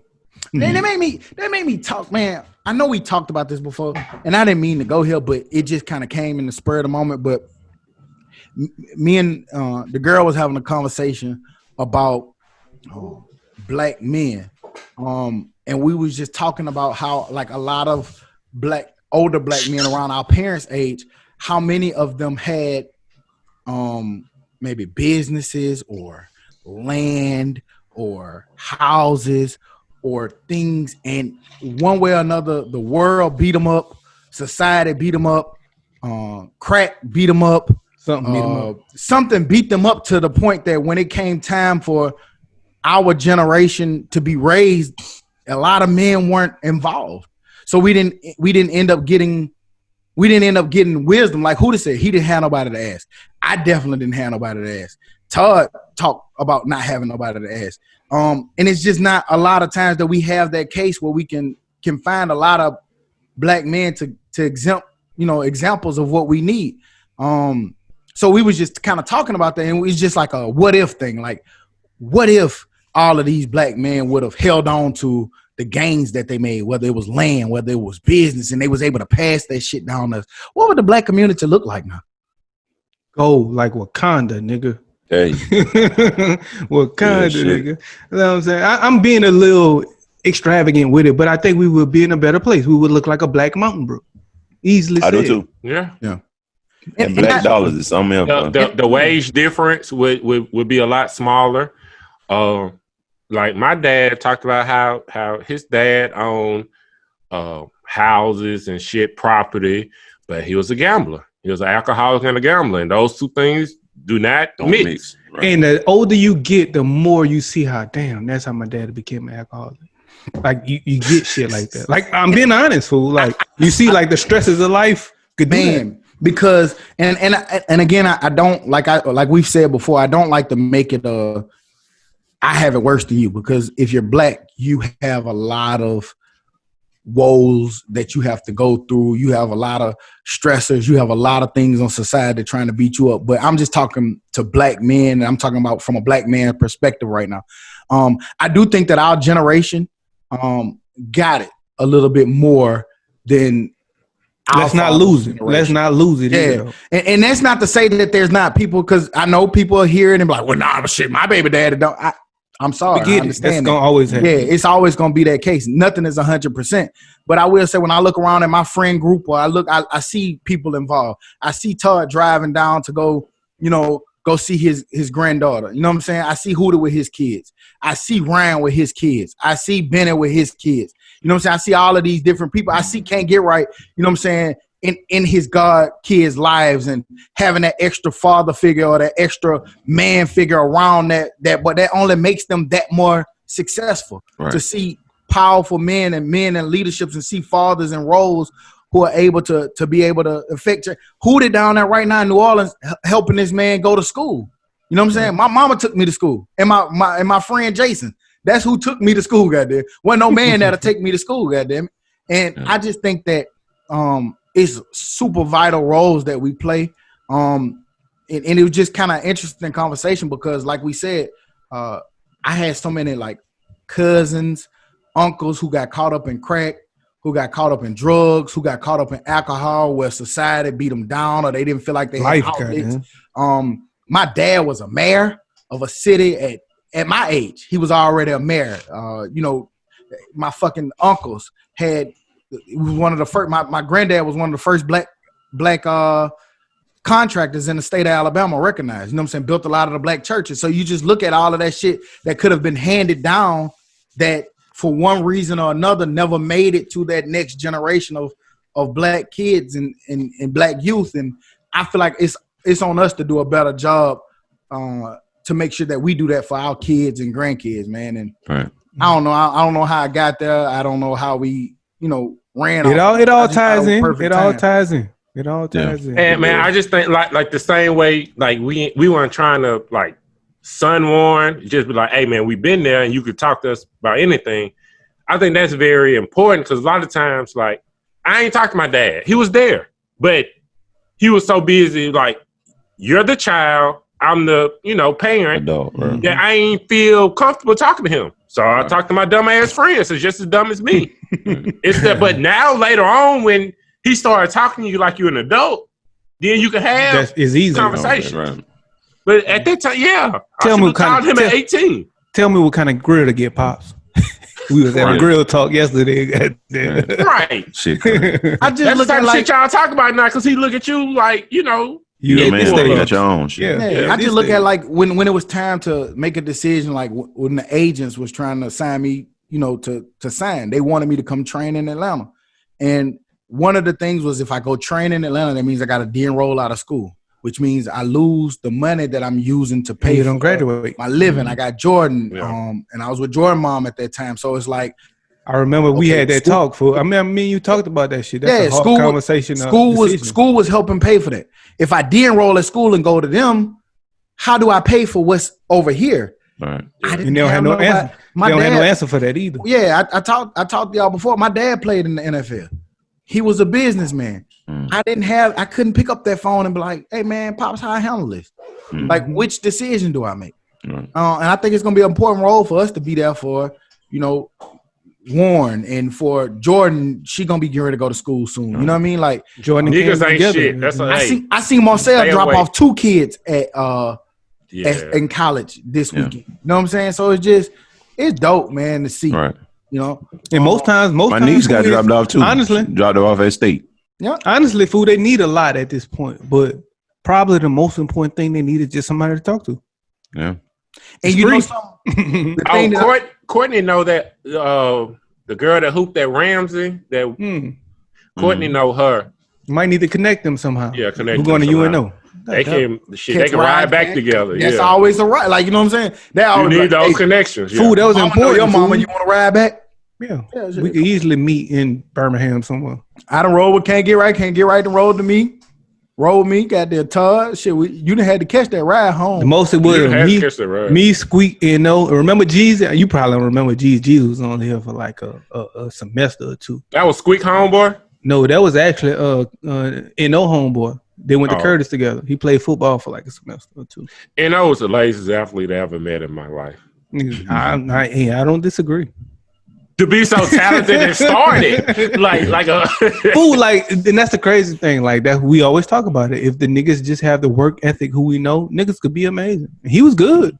If he'd have just had the work ethic, he'd have been there. Yeah, we can easily say that about. I can easily say that about myself. Who knows? You know, I always say I was lazy. Think my summer before coming to college, I did nothing but sit on the sofa and eat Twinkies. I ain't gonna lie. You look like it when you got here.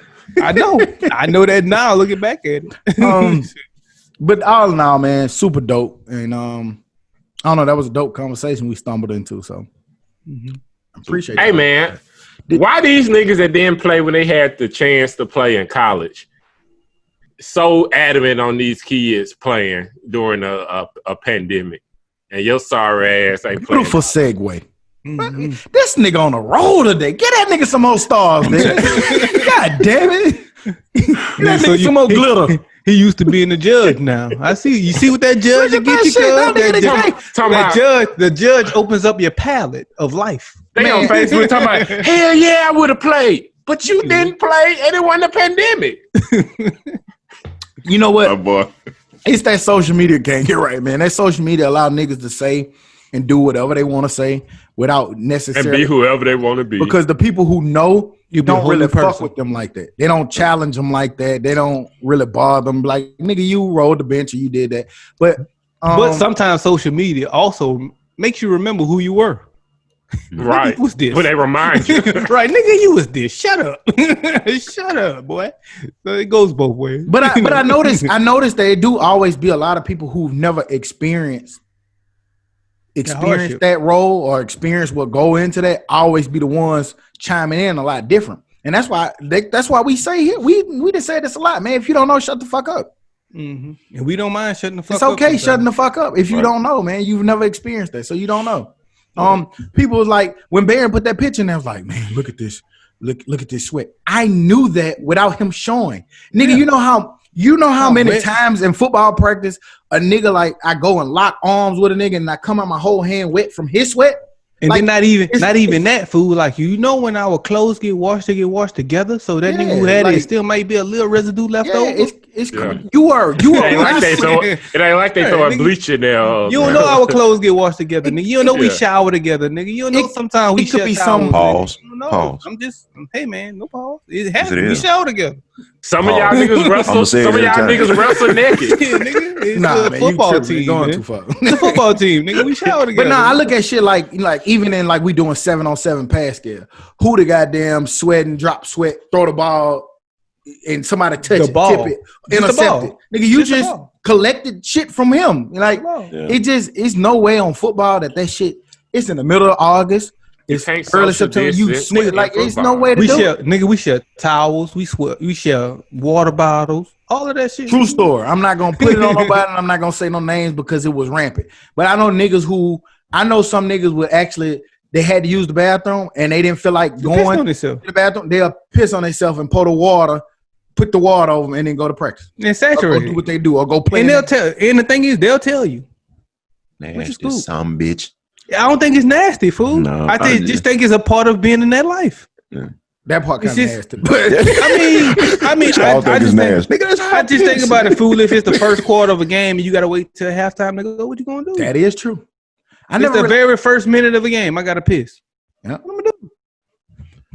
I'm gonna start. What am I do? You could have pissed before you go out. No, I didn't have to piss into the national anthem. But you know the game about to start. Just go piss. Like, see what I'm saying? Like again, they go from you looking from that side. Yeah, it's easy to say this. I get it. Okay. What if you I didn't have to piss in the locker room? I was thinking about the game, goddamn. But what if you took an IV before the game because you're a cramper? And you take an IV, that shit finna flow through you. All them fluids that you just pumped into your body gotta go somewhere. That's true. It's just a lot of shit to it. I know for some people that might be a little bit too much. It might sound crazy, but to answer your question, to us it's normal. To the athlete, it's normal. Those people on the internet are fucking nuts. The Big Ten, a lot of parents on the Big Ten from Ohio State, Iowa parents, they're speaking out in outrage over the Big Ten's decision to postpone the season. I get it. Oh man, Stock, you froze up, but I get it. Bro, like, damn. Yeah, I thought that nigga was looking at his phone. But I get what we'll keep going. We'll keep going. He'll be back. He's trying to say that the people in the Big Ten, the parents, they've basically saying, hey, I'm mad that y'all, you know what I'm saying, canceled this season. Whereas it was people like us and people like other places and everywhere who were saying maybe it was a good thing that they actually canceled the season. So I get it because I think it's people on both sides. It's people who wants their kids to play the season because they know that this is their way to be successful and make it. But then there's also people who saying, "Hey, I need my kid to be healthy." So you know, I don't want to speak for him. I just took it there because that's where we can afford to take it and not see anything wrong. So the parents are upset about them canceling? Yes, some parents are actually mad that they canceled the season. Because of COVID. So and you see that there's parents on both sides. Like imagine if you had a kid that's about to be the number 1 draft pick next year, and I know what you would say. You're gonna say, well, my kid was the number 1 draft pick this year. He's gonna be the number 1 draft pick next year. Yeah. Or maybe my kid was the number 40 and he had the potential to be number 1. Well, he could have stayed his ass at Georgia. Well, he would have been playing. So it could easily go either way. SEC ain't canceled that shit yet. For me, sorry about the internet connection. I'm back like I never left, but it just, even though you just left. Yeah, but I'm back like I never left. But like, it's one of them things that like you can't please everybody. You know what I'm saying? And these are hard fucking decisions for these. This is not easy decisions for these conference presidents and stuff to make because they're losing millions of dollars. They already had said, we had talked about it. Wisconsin would lose like $68 million or something if they didn't play football. So it's not easy decisions to make. These presidents are trying to do the best that they can, or these conference leaders are trying to do the best that they can to make sure that people's lives are safe. We do not know what we're dealing with. The kickback to what they were saying too was some of these people who are not only are they getting COVID, I know a lot of the reason why they did it was some of the people were complaining about what happens post-COVID. Once it's gone, a lot of people were still complaining about breath and heart issues and still not being so like if you're an athlete and I got COVID and now I'm okay, I'm fine, but damn, I still can't catch my breath later, or I'm still having trouble breathing or heart complications. But then also the other side, so also you can be like, shit, I had COVID, nigga, I'm 100%. Fuck COVID. Exactly. But imagine being an athlete and now you only have 60-75% of your lung capacity. That's gonna affect you. Yeah, in a major way. Yeah, I agree. Big time. That makes you a drafted athlete to not an athlete anymore. Yeah. We knew that this was gonna go like this. We knew that the South or the SEC were gonna be some of the last people to decide, and it's still looking like they may. They're trying to go ahead with them. Did y'all see that map? Do you think that these players stepping out in the ACC changes some things? Maybe. Hopefully, but that's because of the things that Stock was talking about, like a heart problem. Tommy Frazier couldn't go into the league because heart problem. Issue. Yeah. Nick Fairley, heart issues. They're not. They can't take that risk of you dying on the field. But don't touch that. But does this go to the point of similar to what Odell Beckham Jr. was saying? Like, is it one of those things? It's like the dope man. The dope man get locked up. It's a new dope man the next week. Like, right. It's so many athletes being turned out that like maybe they don't care as much. Like, shit, okay, move the heart problem man to the side and insert next man. Because one thing we all knew as next college athletes, it was always next man up, and they tell you that. Yeah, they say next man up. Nigga, the way they be on a field hurt. Next man up. Next man up. The way they say it, they don't say it as if they don't care about you. It just says that they say it in a mentality of you need to already can't get right. You need to be ready to play. Exactly. Like Stock went down. Come on, can't get right. Get in. You ain't finna be like, oh man, Stock, I ain't hurt. I can't play. Hell no. I'm jumping that picture. Let's go, nigga. It's my turn to play. It's my turn. Playing to Stock. Right to Stock coming. Hell, that means I'm gonna never play. Right. Nah, fuck that. You know, and I get it. You know what I'm saying? It's a crazy mentality to have and to understand, but once you've been through it and done it, you get it. Nigga, I've been the next man up. So I fully 100%. I fully get next man up. And I was actually happy for next man up. So, you know, it happens. I guess that keeps you motivated. Like you only ate 8 little Debbie cakes a day instead of like the whole box because you needed to. And I cut it down to half. I gave away half of the box and ate the other half, nigga. Did y'all see that? We talking about SEC. Oh man! Oh, hang on! I want to take the time out to say, who that I love you.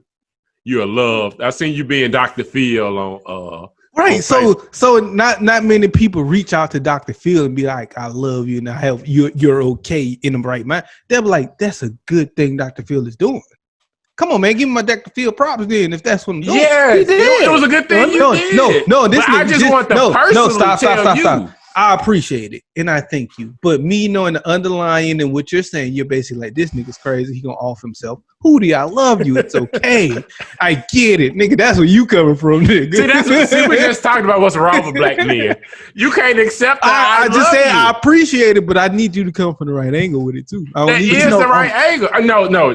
Like, no jokes aside, the shit was kind of cool. I'm still gonna get my jokes out. It was kind of cool what you was doing. Mm-hmm. I ain't want to be in it too much. I want comment to give you the comments, but I ain't want to be in it too much. But I'm gonna give you. But even that, still, I give you the real, and I appreciate you for doing that because ultimately, sometimes you do go to that for thinking in a negative mind space.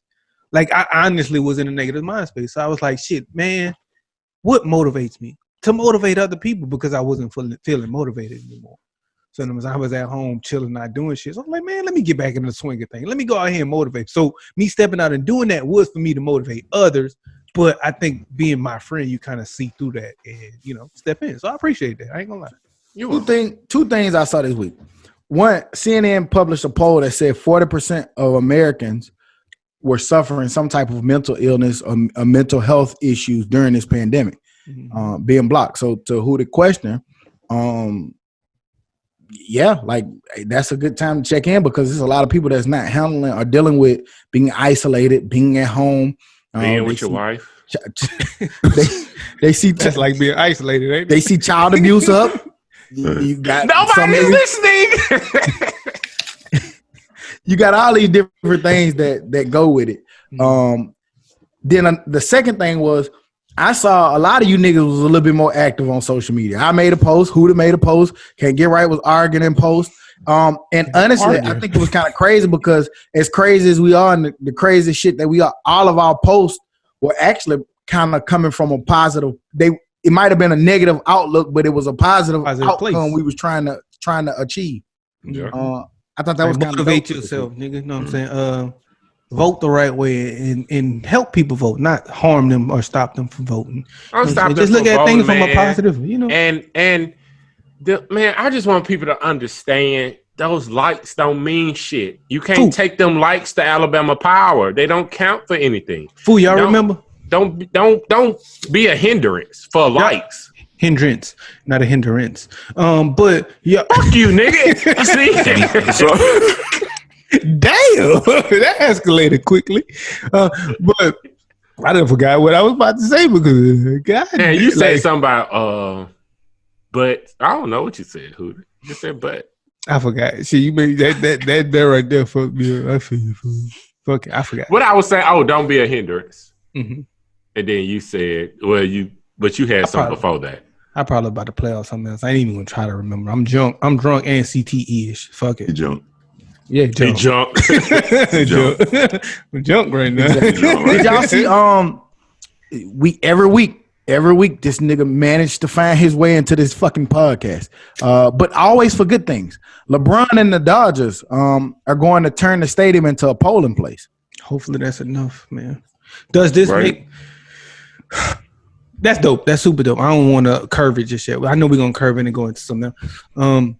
But that's super dope, man. Because in LA, in the city that's big, it's super dope. Do you think that changes things though? I want to see other people do those things that LeBron is doing because I think where he's doing is going to go Democratic regardless.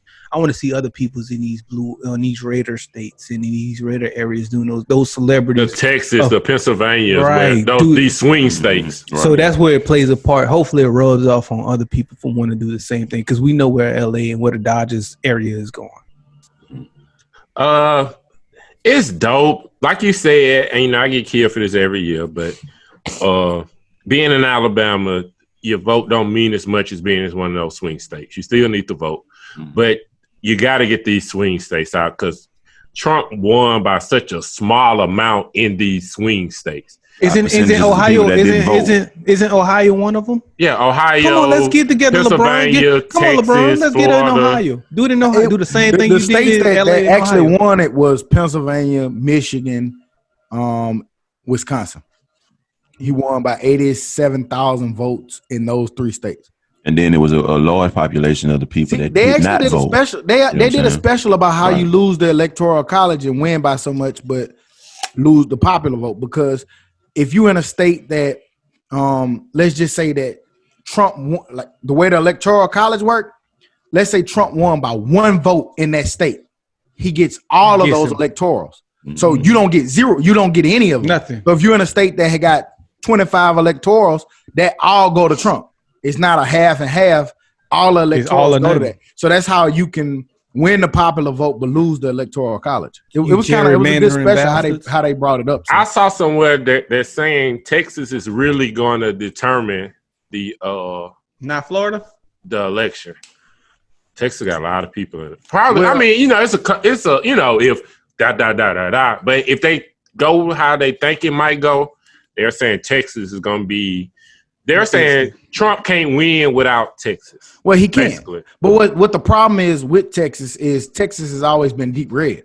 Yeah. But now Texas is changing, and that's the scary part for them. It's like, damn, if Texas go, how the fuck you definitely if Texas go blue, you can't. How do you win? I tell you who not changing in Texas. The Cowboys. Goddamn. Jerry still on the road going crazy. Goddamn. Nah, he brought it back a little bit. That nigga nuts, man. That nigga, y'all niggas better still stand up for that fucking anthem. Nah, he said he don't mind. And then I don't want to take up for a bigot and a racist because that's what he is. Even though I am a Cowboys fan. But he even realized he can't say that dumb shit no more in this climate. I think what we also ultimately coming to and what we started with this is from social media and all of that shit, man. Ultimately, man, exercise your right to vote, man. Get out there and use it, man. Make a choice. I get that there's not always the best candidate for you, but there's a candidate that can fuck you up way worse than the other one. Yes, nigga. So sometimes you got to think about it that way. In his last 4 years, knowing he can't be, man, come on, y'all. Like, just don't be stupid for vote, Facebook man. Live. Use your right to vote. And the same stupid people who probably over there arguing about I'm not gonna vote is probably gonna go vote and sway you not to. So vote, man. If you want to be stupid, just be stupid in silence. And I was stupid for a long time, thinking of not voting and voting don't matters. Doesn't matter. Now I do think that ultimately a politician is going to be a politician, but I would rather have the right to pick which dumbass politician I want. Sorry, I voted a month ago. I think it was like one thing on the ballot. Nigga, go vote. My grandmother literally cried when she could vote for Obama because she remembered when she couldn't. Yeah. And we all, like, our grandmothers, it was a time that they was over the age of 18 and couldn't vote. Well, that's what they were saying, too, about popular vote and electoral college, because they were saying basically you do kind of make it where your vote doesn't matter in a sense, because if you're in a state like Alabama, in all, like, let's just say all of us here, we're not projecting our thing and we're just saying everybody voted for Democrats, but the state go Republicans, all our electoral votes go to the Republican candidate or go to that candidate. So that's how they say that your vote don't matter, but everybody still need to take their ass out there and go vote, because like we see in Texas getting kind of blue, Alabama, the last election actually had more Democratic votes than it ever have in the history of the state. So it can easily change. But don't let work catch you up either, man. If you got to take half a day, take half a day. And that also ask them too. Ask them too, because a lot of employers give you time. I don't care what 8-hour shift you working. Right. You got time to vote. You got time to vote. You do. Absolutely. In the morning, because we give people time off, but we give it. You don't have to take time off. I know. I'm just saying. 8-hour shift. I know. I'm about to get into that, because at first, ask your employer, because a lot of them give you time off for that. But whether you do or don't, we have shifts to whereas we see on both ends of the 8-hour shift, you have 3 hours in the evening or 3 hours in the morning to go and vote within your shift. So go vote. Don't make that excuse. Did y'all see Shaq?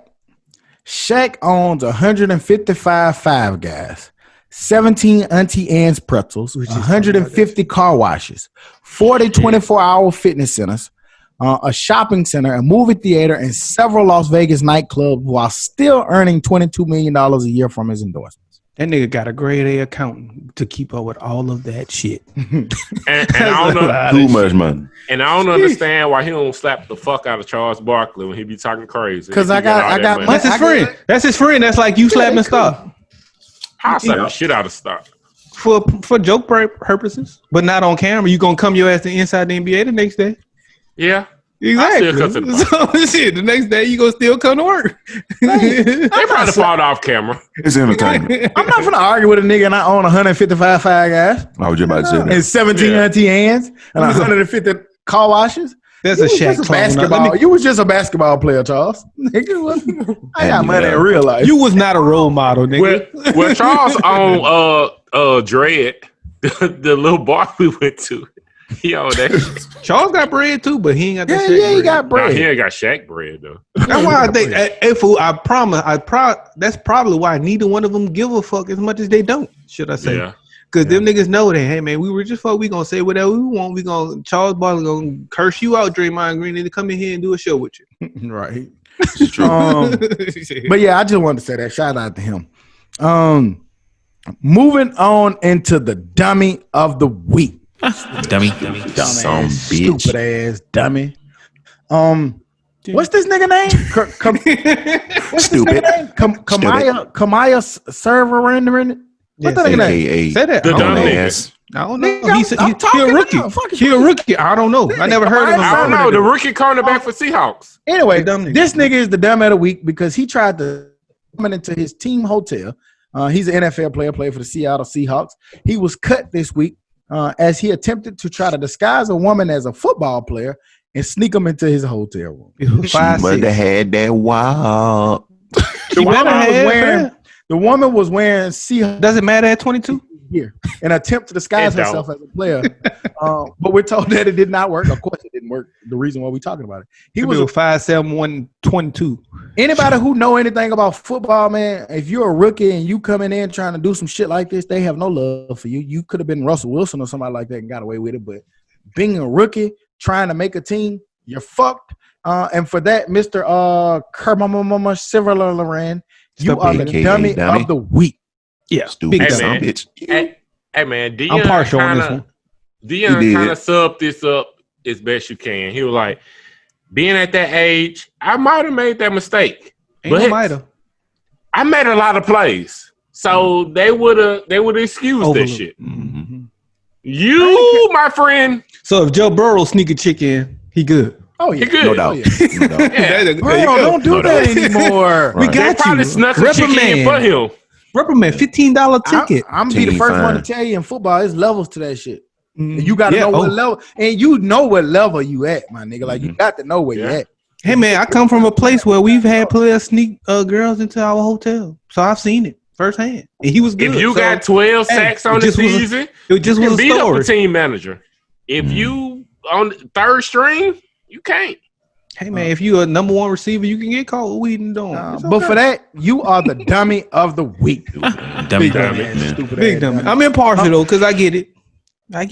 Any other information or news we forgot to bring up this week? Any other topics we left off or forgot to get to? You dumb because you tried it, but you still. I get why you tried it, nigga. You still talking about the dummy, nigga? I know. Let's not talk about this. It's still in my head. And who the goddamn add 62 more goddamn commentaries to it, nigga? Come on, let's go. I got about 20 more, 30 more, 40 more minutes in me. But I wanted to bring this up because we ain't have what we watch a segment because nothing really new came out. I still watch the same shit. But I was watching the No Limit Chronicles, and it was crazy that Cain and Abel and C Murder both went to jail on a 10-2 conviction from the jury. Mm-hmm. Now, only in like 5 states that was allowed, and Louisiana changed that in 2018. Yeah, he's still in there. They didn't make it retroactive. Yeah. But for a murder fool to be like 2 people were like, nah, he shouldn't have went to jail for that shit. It should be unanimous for murder. You gonna send a nigga to jail for murder for life? For life. That's and 2 people was like, I don't think he did it. Yeah, they did that with him and Mac. Mac from No Limit. You know what I'm saying? They were saying that. It was a lot of people came out. That's who it was. He not Cain and Abel, Mac. I'm sorry, Mac. Oh, okay. All right. I didn't know I didn't know that sorry, part. But yeah. Cain and Abel did go to jail though to help you out. Yeah, they went in jail for drugs. They did this shit. Yeah, they did that shit. Crazy. Mac was on murder. Yeah, and it was 10-2. Mac is on murder still. Boosie be giving them like if you ever follow Boosie, he'll post pictures of him and C Murder when they was in Angola together, or they was in jail together on that same tier. I hope that one day they soon that they can get out. If it's evidence and things that show that they didn't do it, which is looking like there's no evidence to show that they did it. Right. And even a witness said, in the last trial was like, nah, the police just pressured me, but I don't think he did it in the C Murder case. Yeah. The security guard.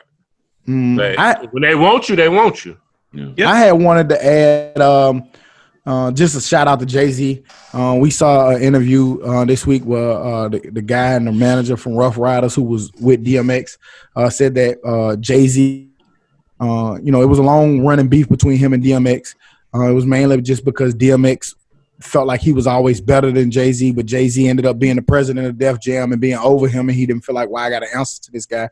But Jay-Z let them go and let them out of their deal without no stipulations. He didn't keep them locked into that contract. He let them out. And not only that, he cleared out that $12 million debt that he had. He just said, it's wipe clean, go do your thing. I think that's kind of dope, especially when we look in the climate that we're in. A lot of people fighting and bickering what they label. So I want to add that in. NBA YoungBoy trying to fight to get his masters. They won't really give it to him. The label offer him $10 million to let them keep his masters. So I thought that was crazy. I wanted to go. When they give you 10, I wonder how much you really worth. 10 means you're really worth 100. Yeah. Mm-hmm. Hey, hang on real quick. Look at DMX. view rap royalty. That nigga made that a word. That nigga made that a word. Demix. Go ahead. My bad. Go ahead. You ain't no goddamn. You ain't better. You not better than Jay-Z. You just not. A lot of people argue from the thing that they're talking about at that point. That battle that they had. That battle they had in '92. Okay, you out freestyle me. You're not a better rapper. I'm just telling you where it platinum. Come from. Platinum twice in a year matters. Platinum 10 times matters. Also, twice in a year. I get it. Like we talk. Let's talk about You put out 2 great albums, but that's kind of your only career. But think about how many of those things sold at those times. Like, let's think about it at that time, man. Like, man, he put out still 2 great albums and a bunch of bullshit after that. Yeah, but I feel like it. I come from Jay-Z. I'm gonna go back. I'm gonna go back to football. Bigger, small. I think he's worth it. We have seen in personally in football where we see a running back is better than another running back, but another running back gets better opportunities, and so they're more viewed as the better running back. I'm not taking nothing away from Jay-Z, but maybe Jay-Z had more opportunities or had the bag handed to him or put in better light than DMX did. Man, you making the argument of Emmitt Smith, Marshall Faulk, or Barry Sanders. It's just no. This is Emmitt Smith versus Terrell Davis. What's the man for Denver? Davis? Yes, Terrell Davis was a motherfucker, fool. Like, it's a lot of people that, and he got them Super Bowls. He's Terrell Davis was the man for 2 years. And then he got hurt. That don't mean that he wasn't better. Right. That means he's a man. He was the man for 2 years. Barry Sanders, Emmitt Smith, they had careers. Right. And Super Bowl. And you do know that people will argue over who's better out of Barry Sanders and Emmitt Smith, although Emmitt Smith has more yards than Barry Sanders. Barry Sanders quit. And you can argue that. I'm not against that argument. So you can argue any of that. You don't put Terrell Davis in that argument. You got to start respecting people's opinion to something other than yours. That's a good point. That's a great point. Right, like you sometimes think that like just because you said that's it. Like, no, nigga, I have a different opinion. No. Yes, like if somebody's saying that DMX is better than Jay-Z, that's their opinion. Hey man, Todd got to get out. It can be wrong. But look, Todd got to get out, man. Come on, Todd got 9 minutes. Look, we over 2 hours is good, man. We good, look, man. It's something we can stop. We talk about the all-time greats. We don't talk about Terrell Davis. I think this is a conversation that's too good to put at the very end of a podcast. Well, let's wrap it off. And we'll be back next week like we never left, because like we said every week, we never leave. You dig? Dummy. Get back! Looking at you muted the shit out of that nigga.